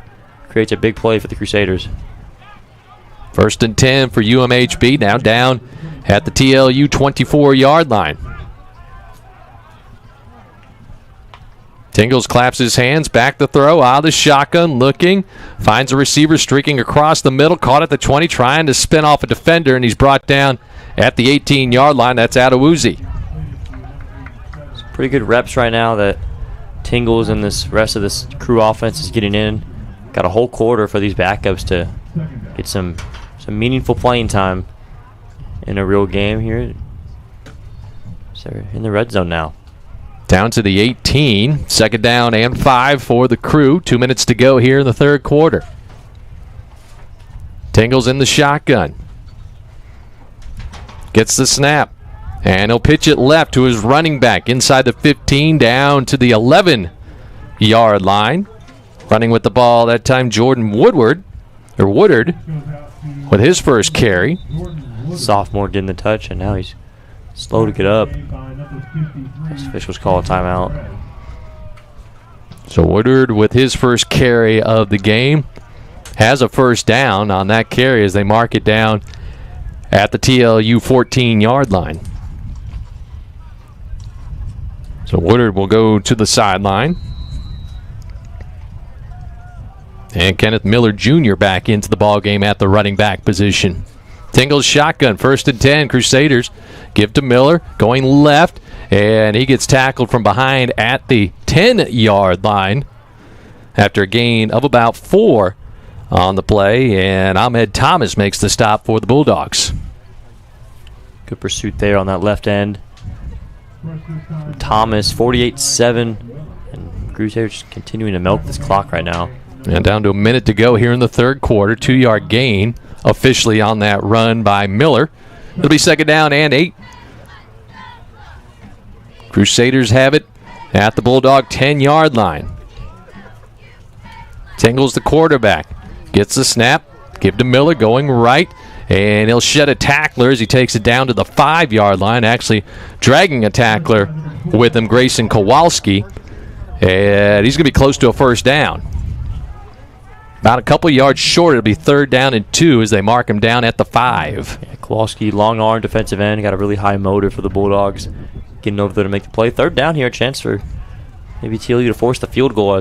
We'll see if UMHB wants to take it to the quarter because they could. Now the Crusaders don't have to run a play here if they don't want to. We've got 10 seconds on the game clock. And Tingles in the shotgun looking towards the far sideline, down to 5 seconds, 4 seconds. 2, 1, and they will let the clock expire, ending the third here at Bulldog Stadium. 15 minutes left to go in this one. UMHB 48, TLU 7. This is Bulldog football on KWED and streaming at TLUBulldogs.com. Davala's Barbecue has been providing quality eats for Seguin since 1959. Grilling and smoking choice cuts of meat to the perfect level of tenderness is their business. The sausage is homemade, the ribs fall off the bone, and, well, the peach cobbler is the perfect ending to any meal. You can find Davala's Barbecue on Kingsbury Street near Guadalupe Street. But did you also know that you can find Davala's Barbecue on Facebook and Twitter, or visit their website at davalasbbq.com? It's plain hot. Sterling Schultz with Angel Pest Control. And while our team of happy, honest, hardworking angels are no strangers to the Texas summers, we just wanted to say thanks to our customers who have allowed our technicians to arrive a little bit early to beat the Texas heat. It goes a long way and it doesn't go unnoticed. It's one of those things that makes our customers and community so great. You know, real. We can't control the temps, but we can control your pest. Angel Pest Control. We'll get those little devils online at angelpest.com.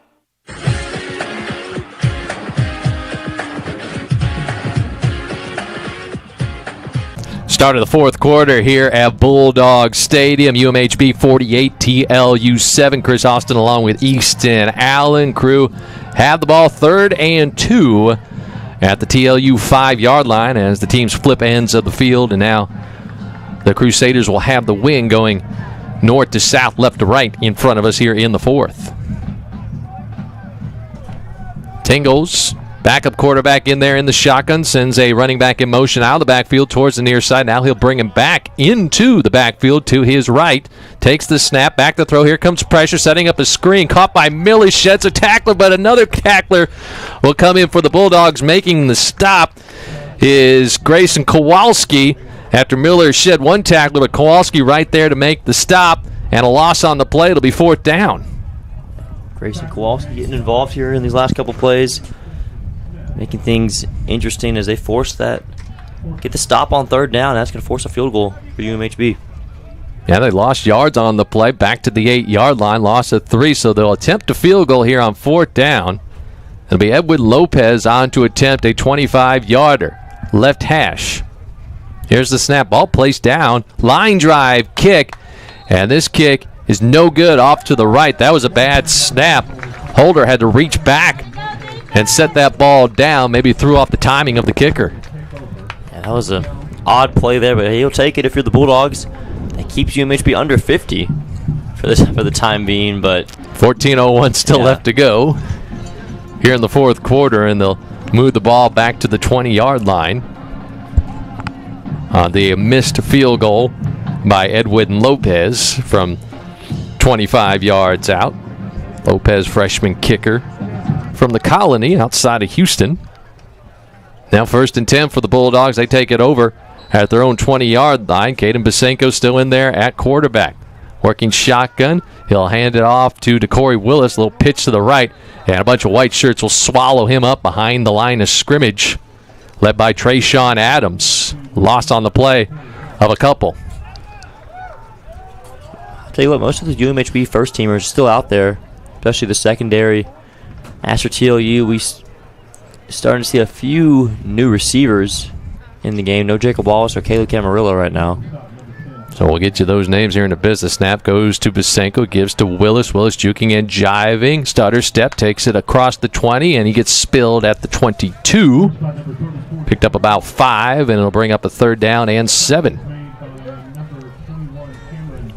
And I say 3rd and 7 here. You let Basenko cut it loose. I mean, you're down big. 3rd and 7, really nothing to lose anymore. Test out the young kid's arm. So we'll see what Coach Neil Lahue dials up here on 3rd and 7 from the 23-yard line. Basenko shotgun, back to throw. Here comes pressure. They're going to grab him and sack him way back at the 11-yard line. Justin Moore back in there, as well as number 92. Actually, there's no 92 on the roster, but yeah, that was Moore, 94, all over Basenko. I think every time we've had these 3rd and longs, expecting Basenko to finally air it out, they haven't had the time. That's defensive line for the Crusaders, very active. They get to Basenko there, and it's 4th and long. 4th and 18, and Cameron Welch will now punt into the wind. He's on his goal line to field the snap. Return men back at the 50 for the Crusaders. Here's a kick into the wind. High kick. It's caught up in the wind. And the ball's loose on the ground, muffed by the Crusaders, but they fall on it at the 50. It was Jackson who was running up to try to field that punt. Couldn't field it cleanly. It rolled towards the far sideline, and a Crusader fell on it at the 50.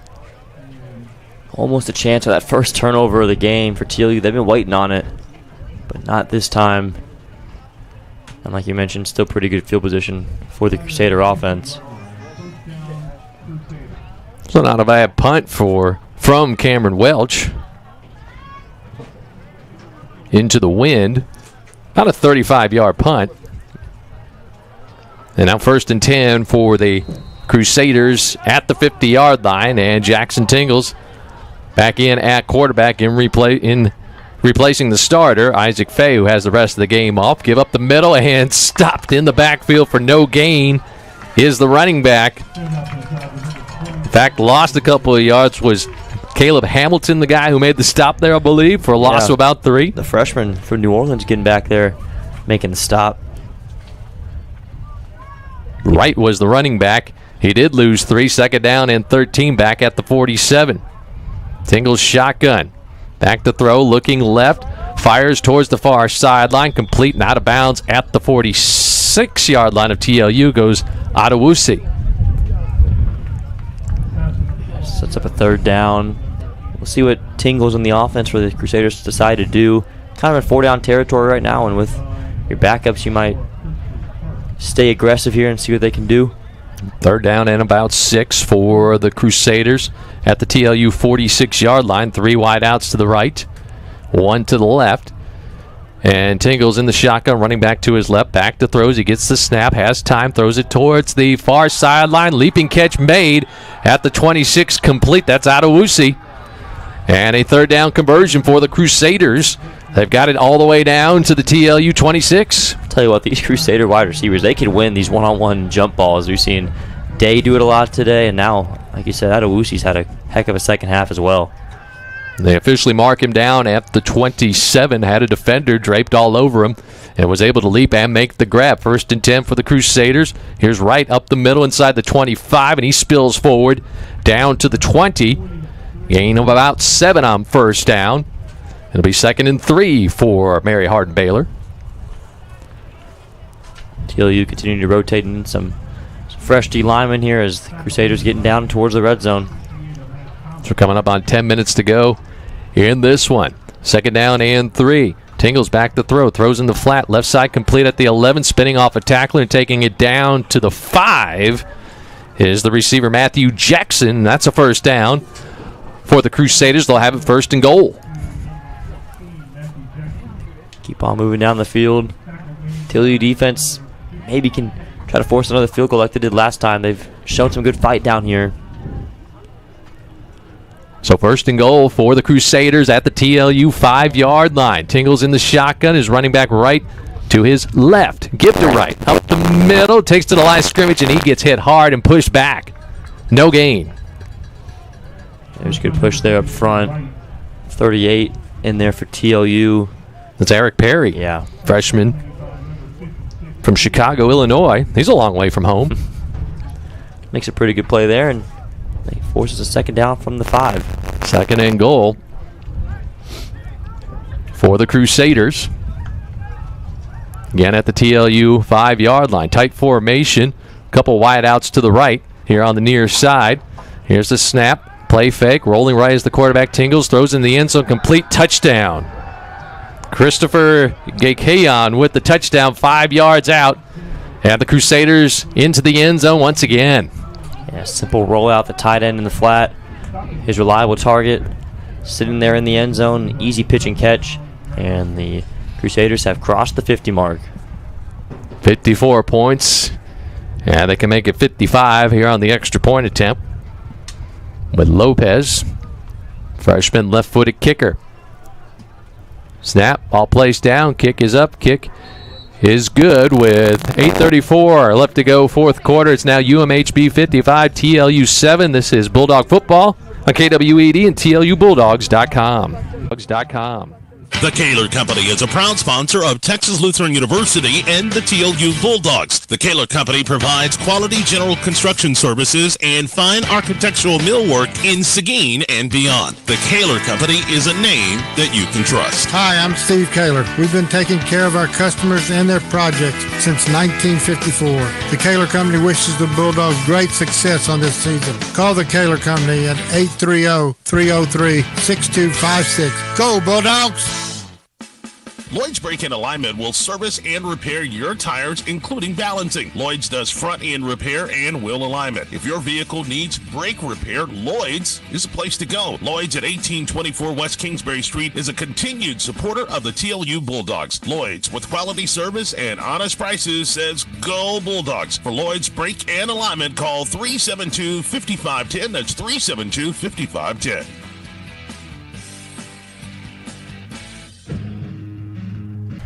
Line drive kick towards Eugene Robinson at the 5 along the near sideline, up across the 10, the 20, the 30, hit hard at the 35, and he's pulled down at the 39-yard line. Eugene Robinson fired up with a nice return there for the Bulldogs. And those are the plays you like to see late in a game like this. Still some pride being shown from this TLU special teams. Eugene Robinson's played well on both special teams and offense today.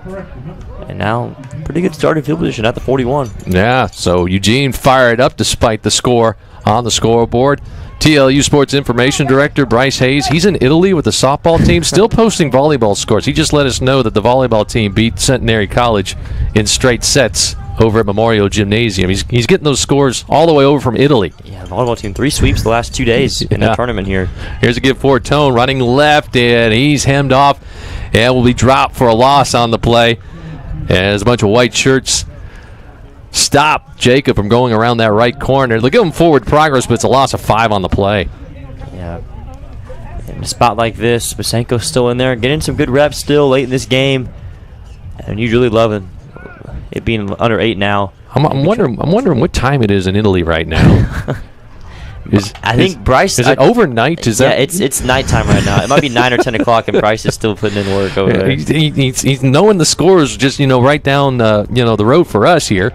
As the pass towards the near sideline complete at the 41-yard line. That's a new receiver. That's Yawa Nathan McKenzie, his first reception of the day. Takes it back to the original line of scrimmage. It'll be 3rd and 10.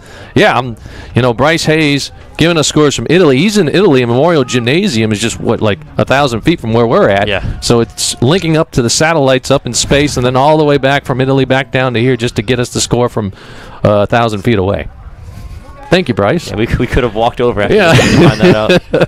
And again, I don't know what time it is in wherever in Italy Bryce is, along with the TLU softball team, who we haven't mentioned. They're touring Italy here in the fall. Real neat deal for them. We talked about on the broadcast before. 3rd and 10. Basenko back to throw. Here comes pressure. He's going to tuck it and run across the 45. Ankle tackle as he spills forward to the 50. Close to a first down. He's going to be about a yard short. I'll tell you what, Basenko is a pretty good athlete back there. He's shown us a number of times now he can take off and pick up yards with his legs in these scramble situations. And now 4th and 1, Bulldogs obviously going to go for it here. We'll see what they can do. Now 4th down and 1, offense staying on the field.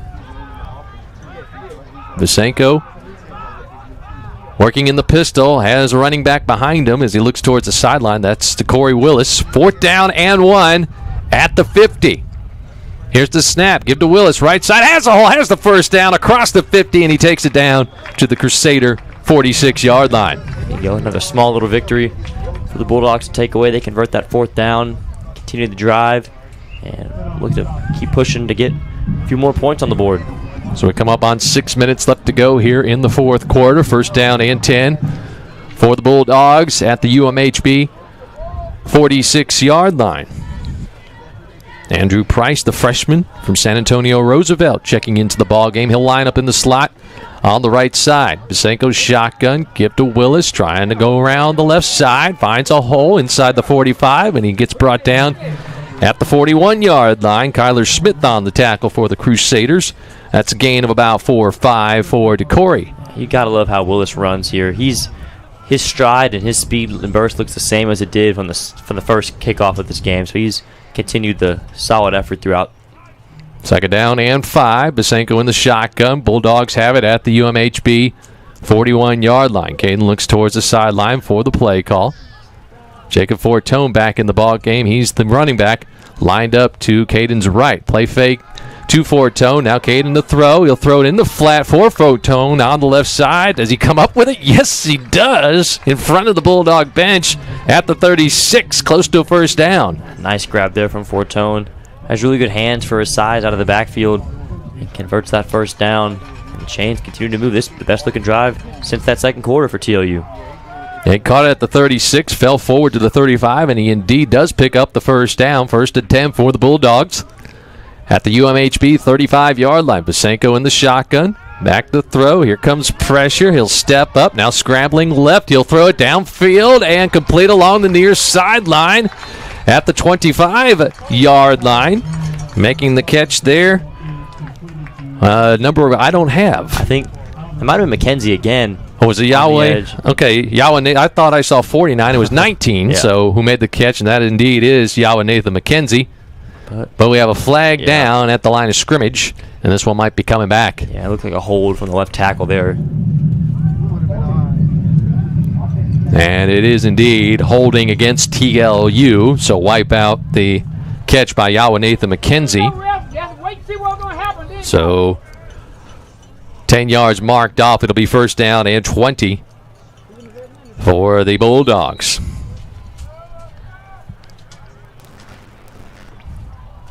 Got it at the UMHB 45-yard line. 4:14 left to go. Play fake. Basenko back to throw. Here comes pressure. He's trying to get away. He'll throw the ball into the sideline. Was that a forward throw or a backward pass? No, they're going to say incomplete.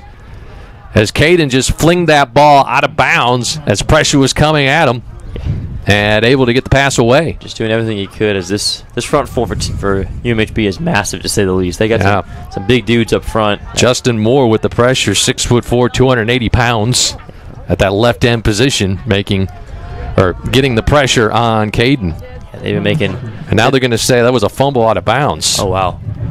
They're going to mark it where Caden threw the ball. Apparently didn't throw it forward.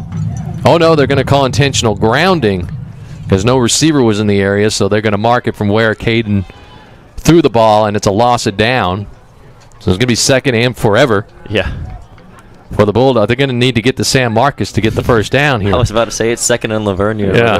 They're backed up south right now. They got to get to San Marcos. They got to head down Highway 123, get past Geronimo, and get to San Marcos to pick up the first down here. So second down and 25 is what they're officially saying on the scoreboard for the Bulldogs at their own 44-yard line. Senko going to work out the shotgun here. Gets the snap. Back to throw. Has time. Now here comes pressure. And someone grabbed his face mask as he tried to get away. This might be an intentional. This might be a personal foul. So if that is the case, it's an automatic first down. That's huge. Yeah. So they won't have third and San Marcos. They'll get a first down. Yep. It is a personal foul, face mask on the Crusaders. 15 yards, automatic first down. So Caden trying to get away from pressure, and someone grabbed the face mask, yanked on it, and that drew flags. First down, 15 yards. They marked the ball down at the UMHB 41. I guess we got a police escort to San Marcos with the referees helping us out. We got there quicker. So now first and 10. And now basically the Bulldogs only have to get to Geronimo now. They've got it at the UMHB 41-yard line. Basenko shotgun. Willis, the running back, to his left. Give to Willis. Hole up the middle inside the 35. Decoy running down to the 31. Got 9 on that run. He saw the hole open up in the middle, and he just shot right through. Nice gain on first down. Willis gets about 8. Continuing to move the football. Bulldogs definitely want some points before this one ends. Senior from Flatonio, hard running here. Second down and 2 for the Bulldogs at the 32. Give to Willis again, this time going left, and he gets swallowed up in the backfield back at the 35. Going to lose 2 yards on this play. Michael Putney there defensively in the backfield for the Crusaders. To make it third down and about 4 for the Bulldogs at the UMHB 35, down to 2:40 and counting here in the fourth quarter. Bulldogs trying to put one in the end zone before the end of this one. Got a third down here. One thing I would love to see, we haven't seen too much of the RPOs. You see it a lot with Cosme, and I haven't seen it much today with Basenko. But it would be a great time to call it here. Fortone in at the running back position. He's going to get a play fake. And now Basenko, the zone read going around the left end. He gets hit hard at the 30. He's going to be close to a first down. I believe he has it. Yeah, I think we saw it there because he had the pitch option too, or at least a little flat check down off of that keeper, but he kept it himself and got the first down. Nice play call from Coach LeHue. I like it. And it gets him inside the 30. It was 3rd and 4. Basenko got 5. First down for the Bulldogs at the UMHB 30. Coming up on 2 minutes and counting to go here in the fourth quarter. Basenko in the shotgun with Fortone to his left, 2 wideouts left, 1 to the right. Back to throw, throwing left, trying to set up a wide receiver screen, complete inside the 25, down to the 21-yard line. That's Jamari Nichols, freshman wide receiver from San Antonio Roosevelt, with the reception, catch and run, picked up 8. A nice little wide receiver mid-screen, got a nice gain. And the Bulldogs are getting closer and closer. Down to 1:30 left to go. 2nd down and 2 at the UMHB 22-yard line. Snap, give to Guzman. No, a fake to Guzman. Throw on the left side into flat. Going out of bounds is the receiver after a gain of a couple. That's Jared Meyer. That's going to be close to a first down. I think he might have it. Let's see where they mark it. Looks like they might measure here. Have we seen a measurement all season? I don't think so. No, they're going to move the sticks. I'll take it. Yeah. Easier said than done. Let's move the sticks, keep it going. So Meyer goes out of bounds at the 20, right at the sticks. Sticks are on the far sideline, but he came out at the near sideline. Officials say good enough. First down and 10 for the Bulldogs at the UMHB 20. Basenko back to throw, throwing left side. Oh, hard collision between the receiver and defensive back as that ball flutters out of bounds. Incomplete. I'll tell you what, right now, obviously it's like some good reps still for these Bulldog backers, but also it's kind of like a makeshift 2-minute drive, you know? And of course, the pressure's not really there with the score the way it is, but still kind of having to get down the field and put some points on the board before time runs out. It's definitely can aid the Bulldogs in future games. That was Eddie Brown, the intended target on that pass. He got drilled by defensive back.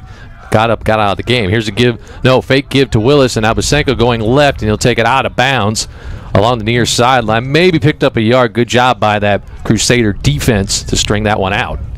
Yeah, the pursuit's still strong for the crew as this clock continues to tick. Actually stopped right now after that run out of bounds. It's going to be 3rd and long, though, for Basenko. 3rd and 8. He's picked up a yard there. 1:07 left to go.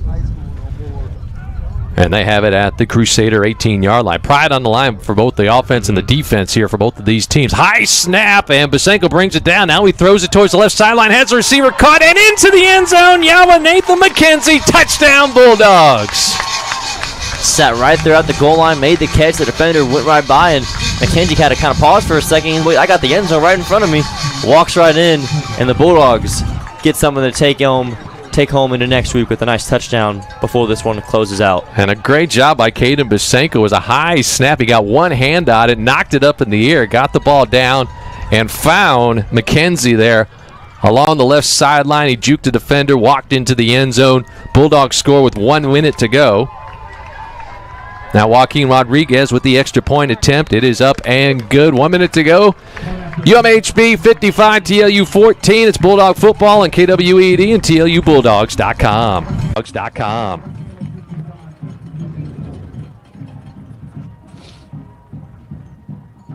I think we're disconnected.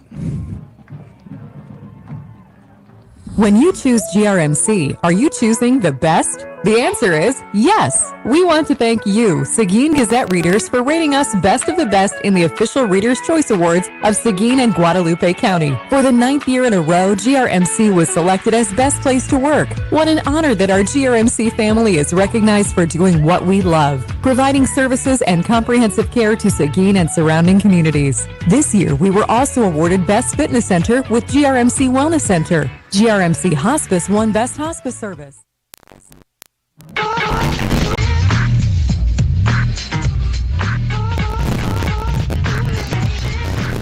So the Bulldogs punch it in with 1 minute to go. Still down big, 55-14, but something to carry over into next week as they go to Abilene to take on Hardin Simmons. Yeah, the Bulldogs, I think, another tough game next week, too. Hardin Simmons actually top 10 right now. Right. So it doesn't get any easier in this league. Yeah, the American Southwest Conference, a lot of tough teams. So the Bulldogs will kick it off here from the 35, and it'll be Rodriguez, 10-yard head start, and he will kick it away into the wing, gets held up, and a return man at the 15. This might be Jackson. That's another return man taken towards the center of the field across the 20 to the 25. Did he lose the ball? He did, and I believe the Bulldogs have fallen on it at the 31. Yes, they have. Hey, Bulldogs making some plays here in the fourth quarter. That was right, the running back. Mosiah's right on the return. And now officials did indicate it's TLU football as players were still jostling for that ball at the bottom of that pile at the 31-yard line, but the Bulldogs will have it on the turnover on the kickoff return by the Crusaders. They got 51 seconds on the clock, maybe a chance to put in another score. Why not? Yeah. It's great to see, though. You love the energy still that plays like that can cause for a team and kind of get their spirits back up. Bulldogs just having some fun right now in this last minute.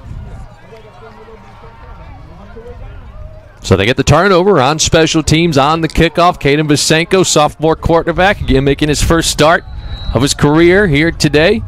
Leads the offense back out onto the field. 1st and 10. Back to throw is Caden. Has time. Now a step up. Now rolling right. He's going to tuck it. No, still looking downfield. Finds a receiver along the far side. Complete and out of bounds at the 16-yard line. I believe that was McKenzie. It was either McKenzie or Jaden Davis along that far sideline. Didn't quite catch the number, but it's a first down. I think it was Davis. It looked like 14. I think McKenzie's Jaden Davis, on the bottom of our screen here.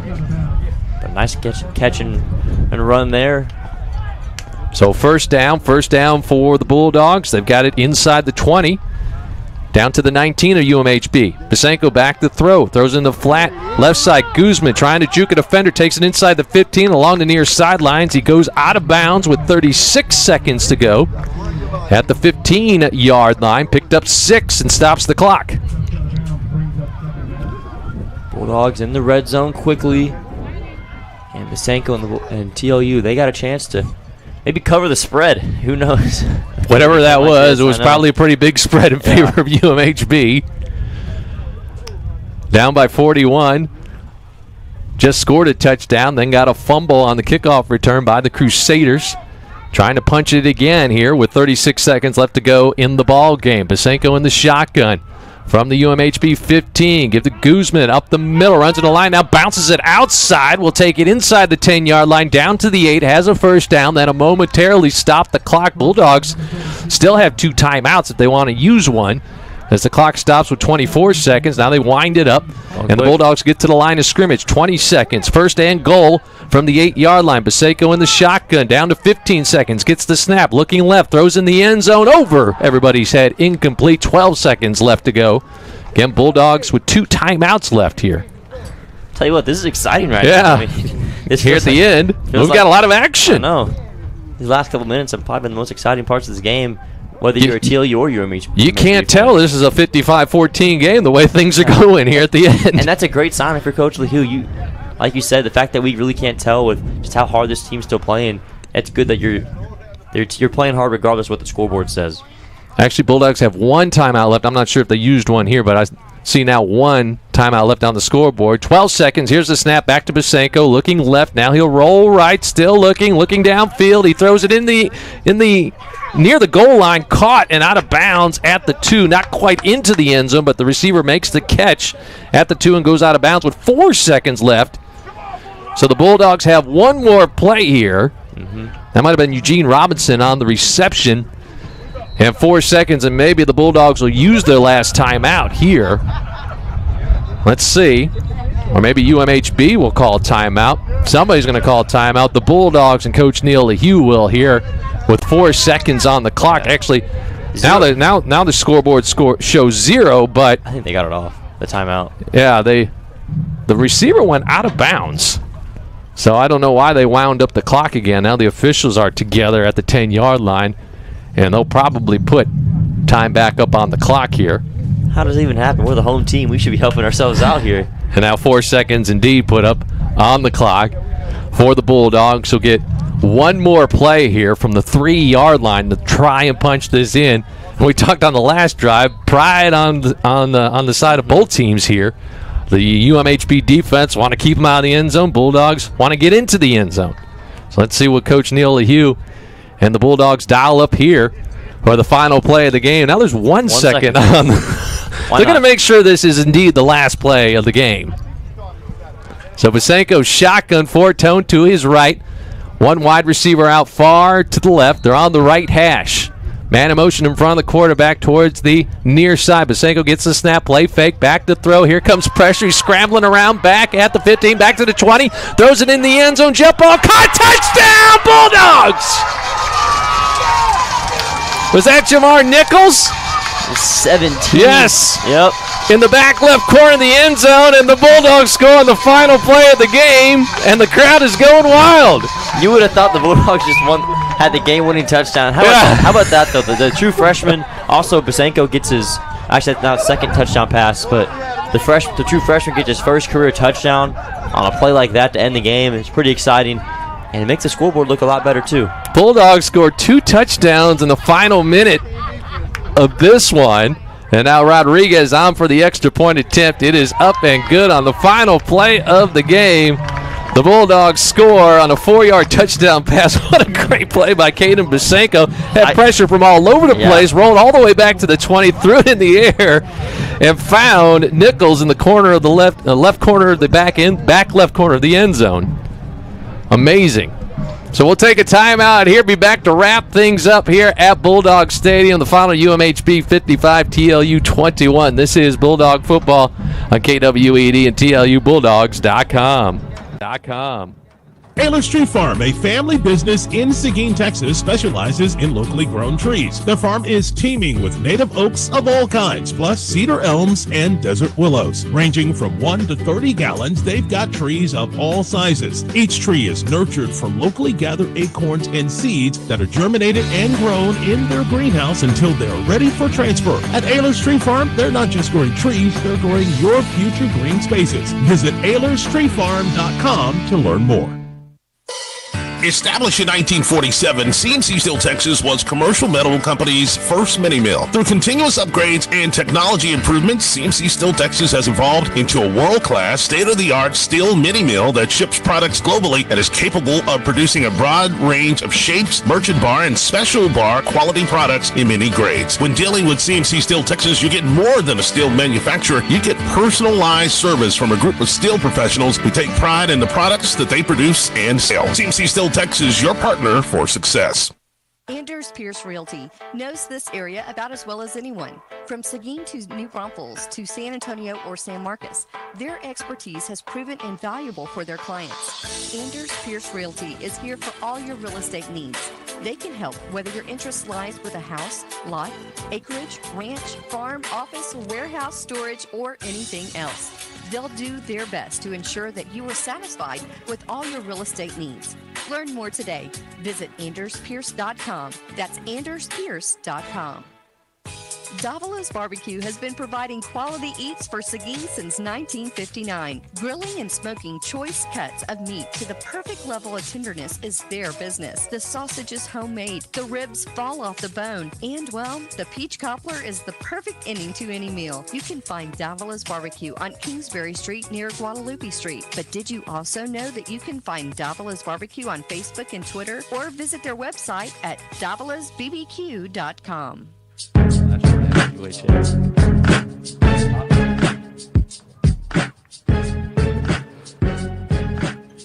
Back Bulldog Stadium, the Bulldogs fall 55-21, but you wouldn't know it by the way this one ended, Easton. Not at all.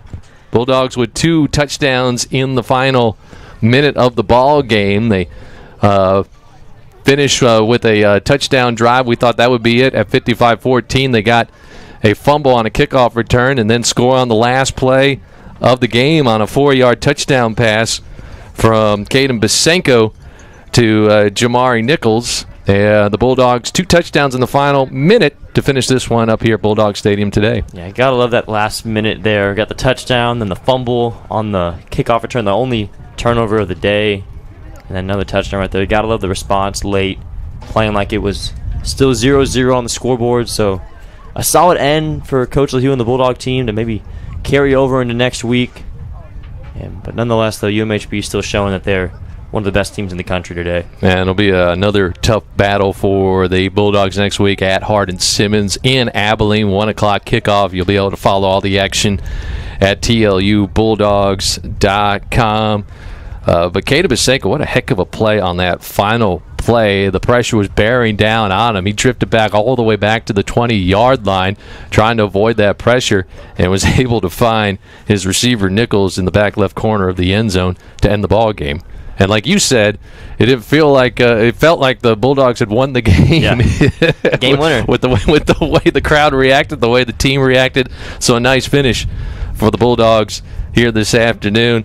And it doesn't show a win on the scoreboard at the end of this ball game, but a nice effort at the end and a nice effort by the sophomore quarterback Caden Bisenko in his very first start filling in for Seth Cosme. And it's not easy. Your first start's against the UMHB Crusaders. I mean, that's a tough first kind of milestone for you to have. Your first start's against one of the best teams in the country. But I mean, Bisenko, he played solid. He played as good as he could, I thought. I never forced anything.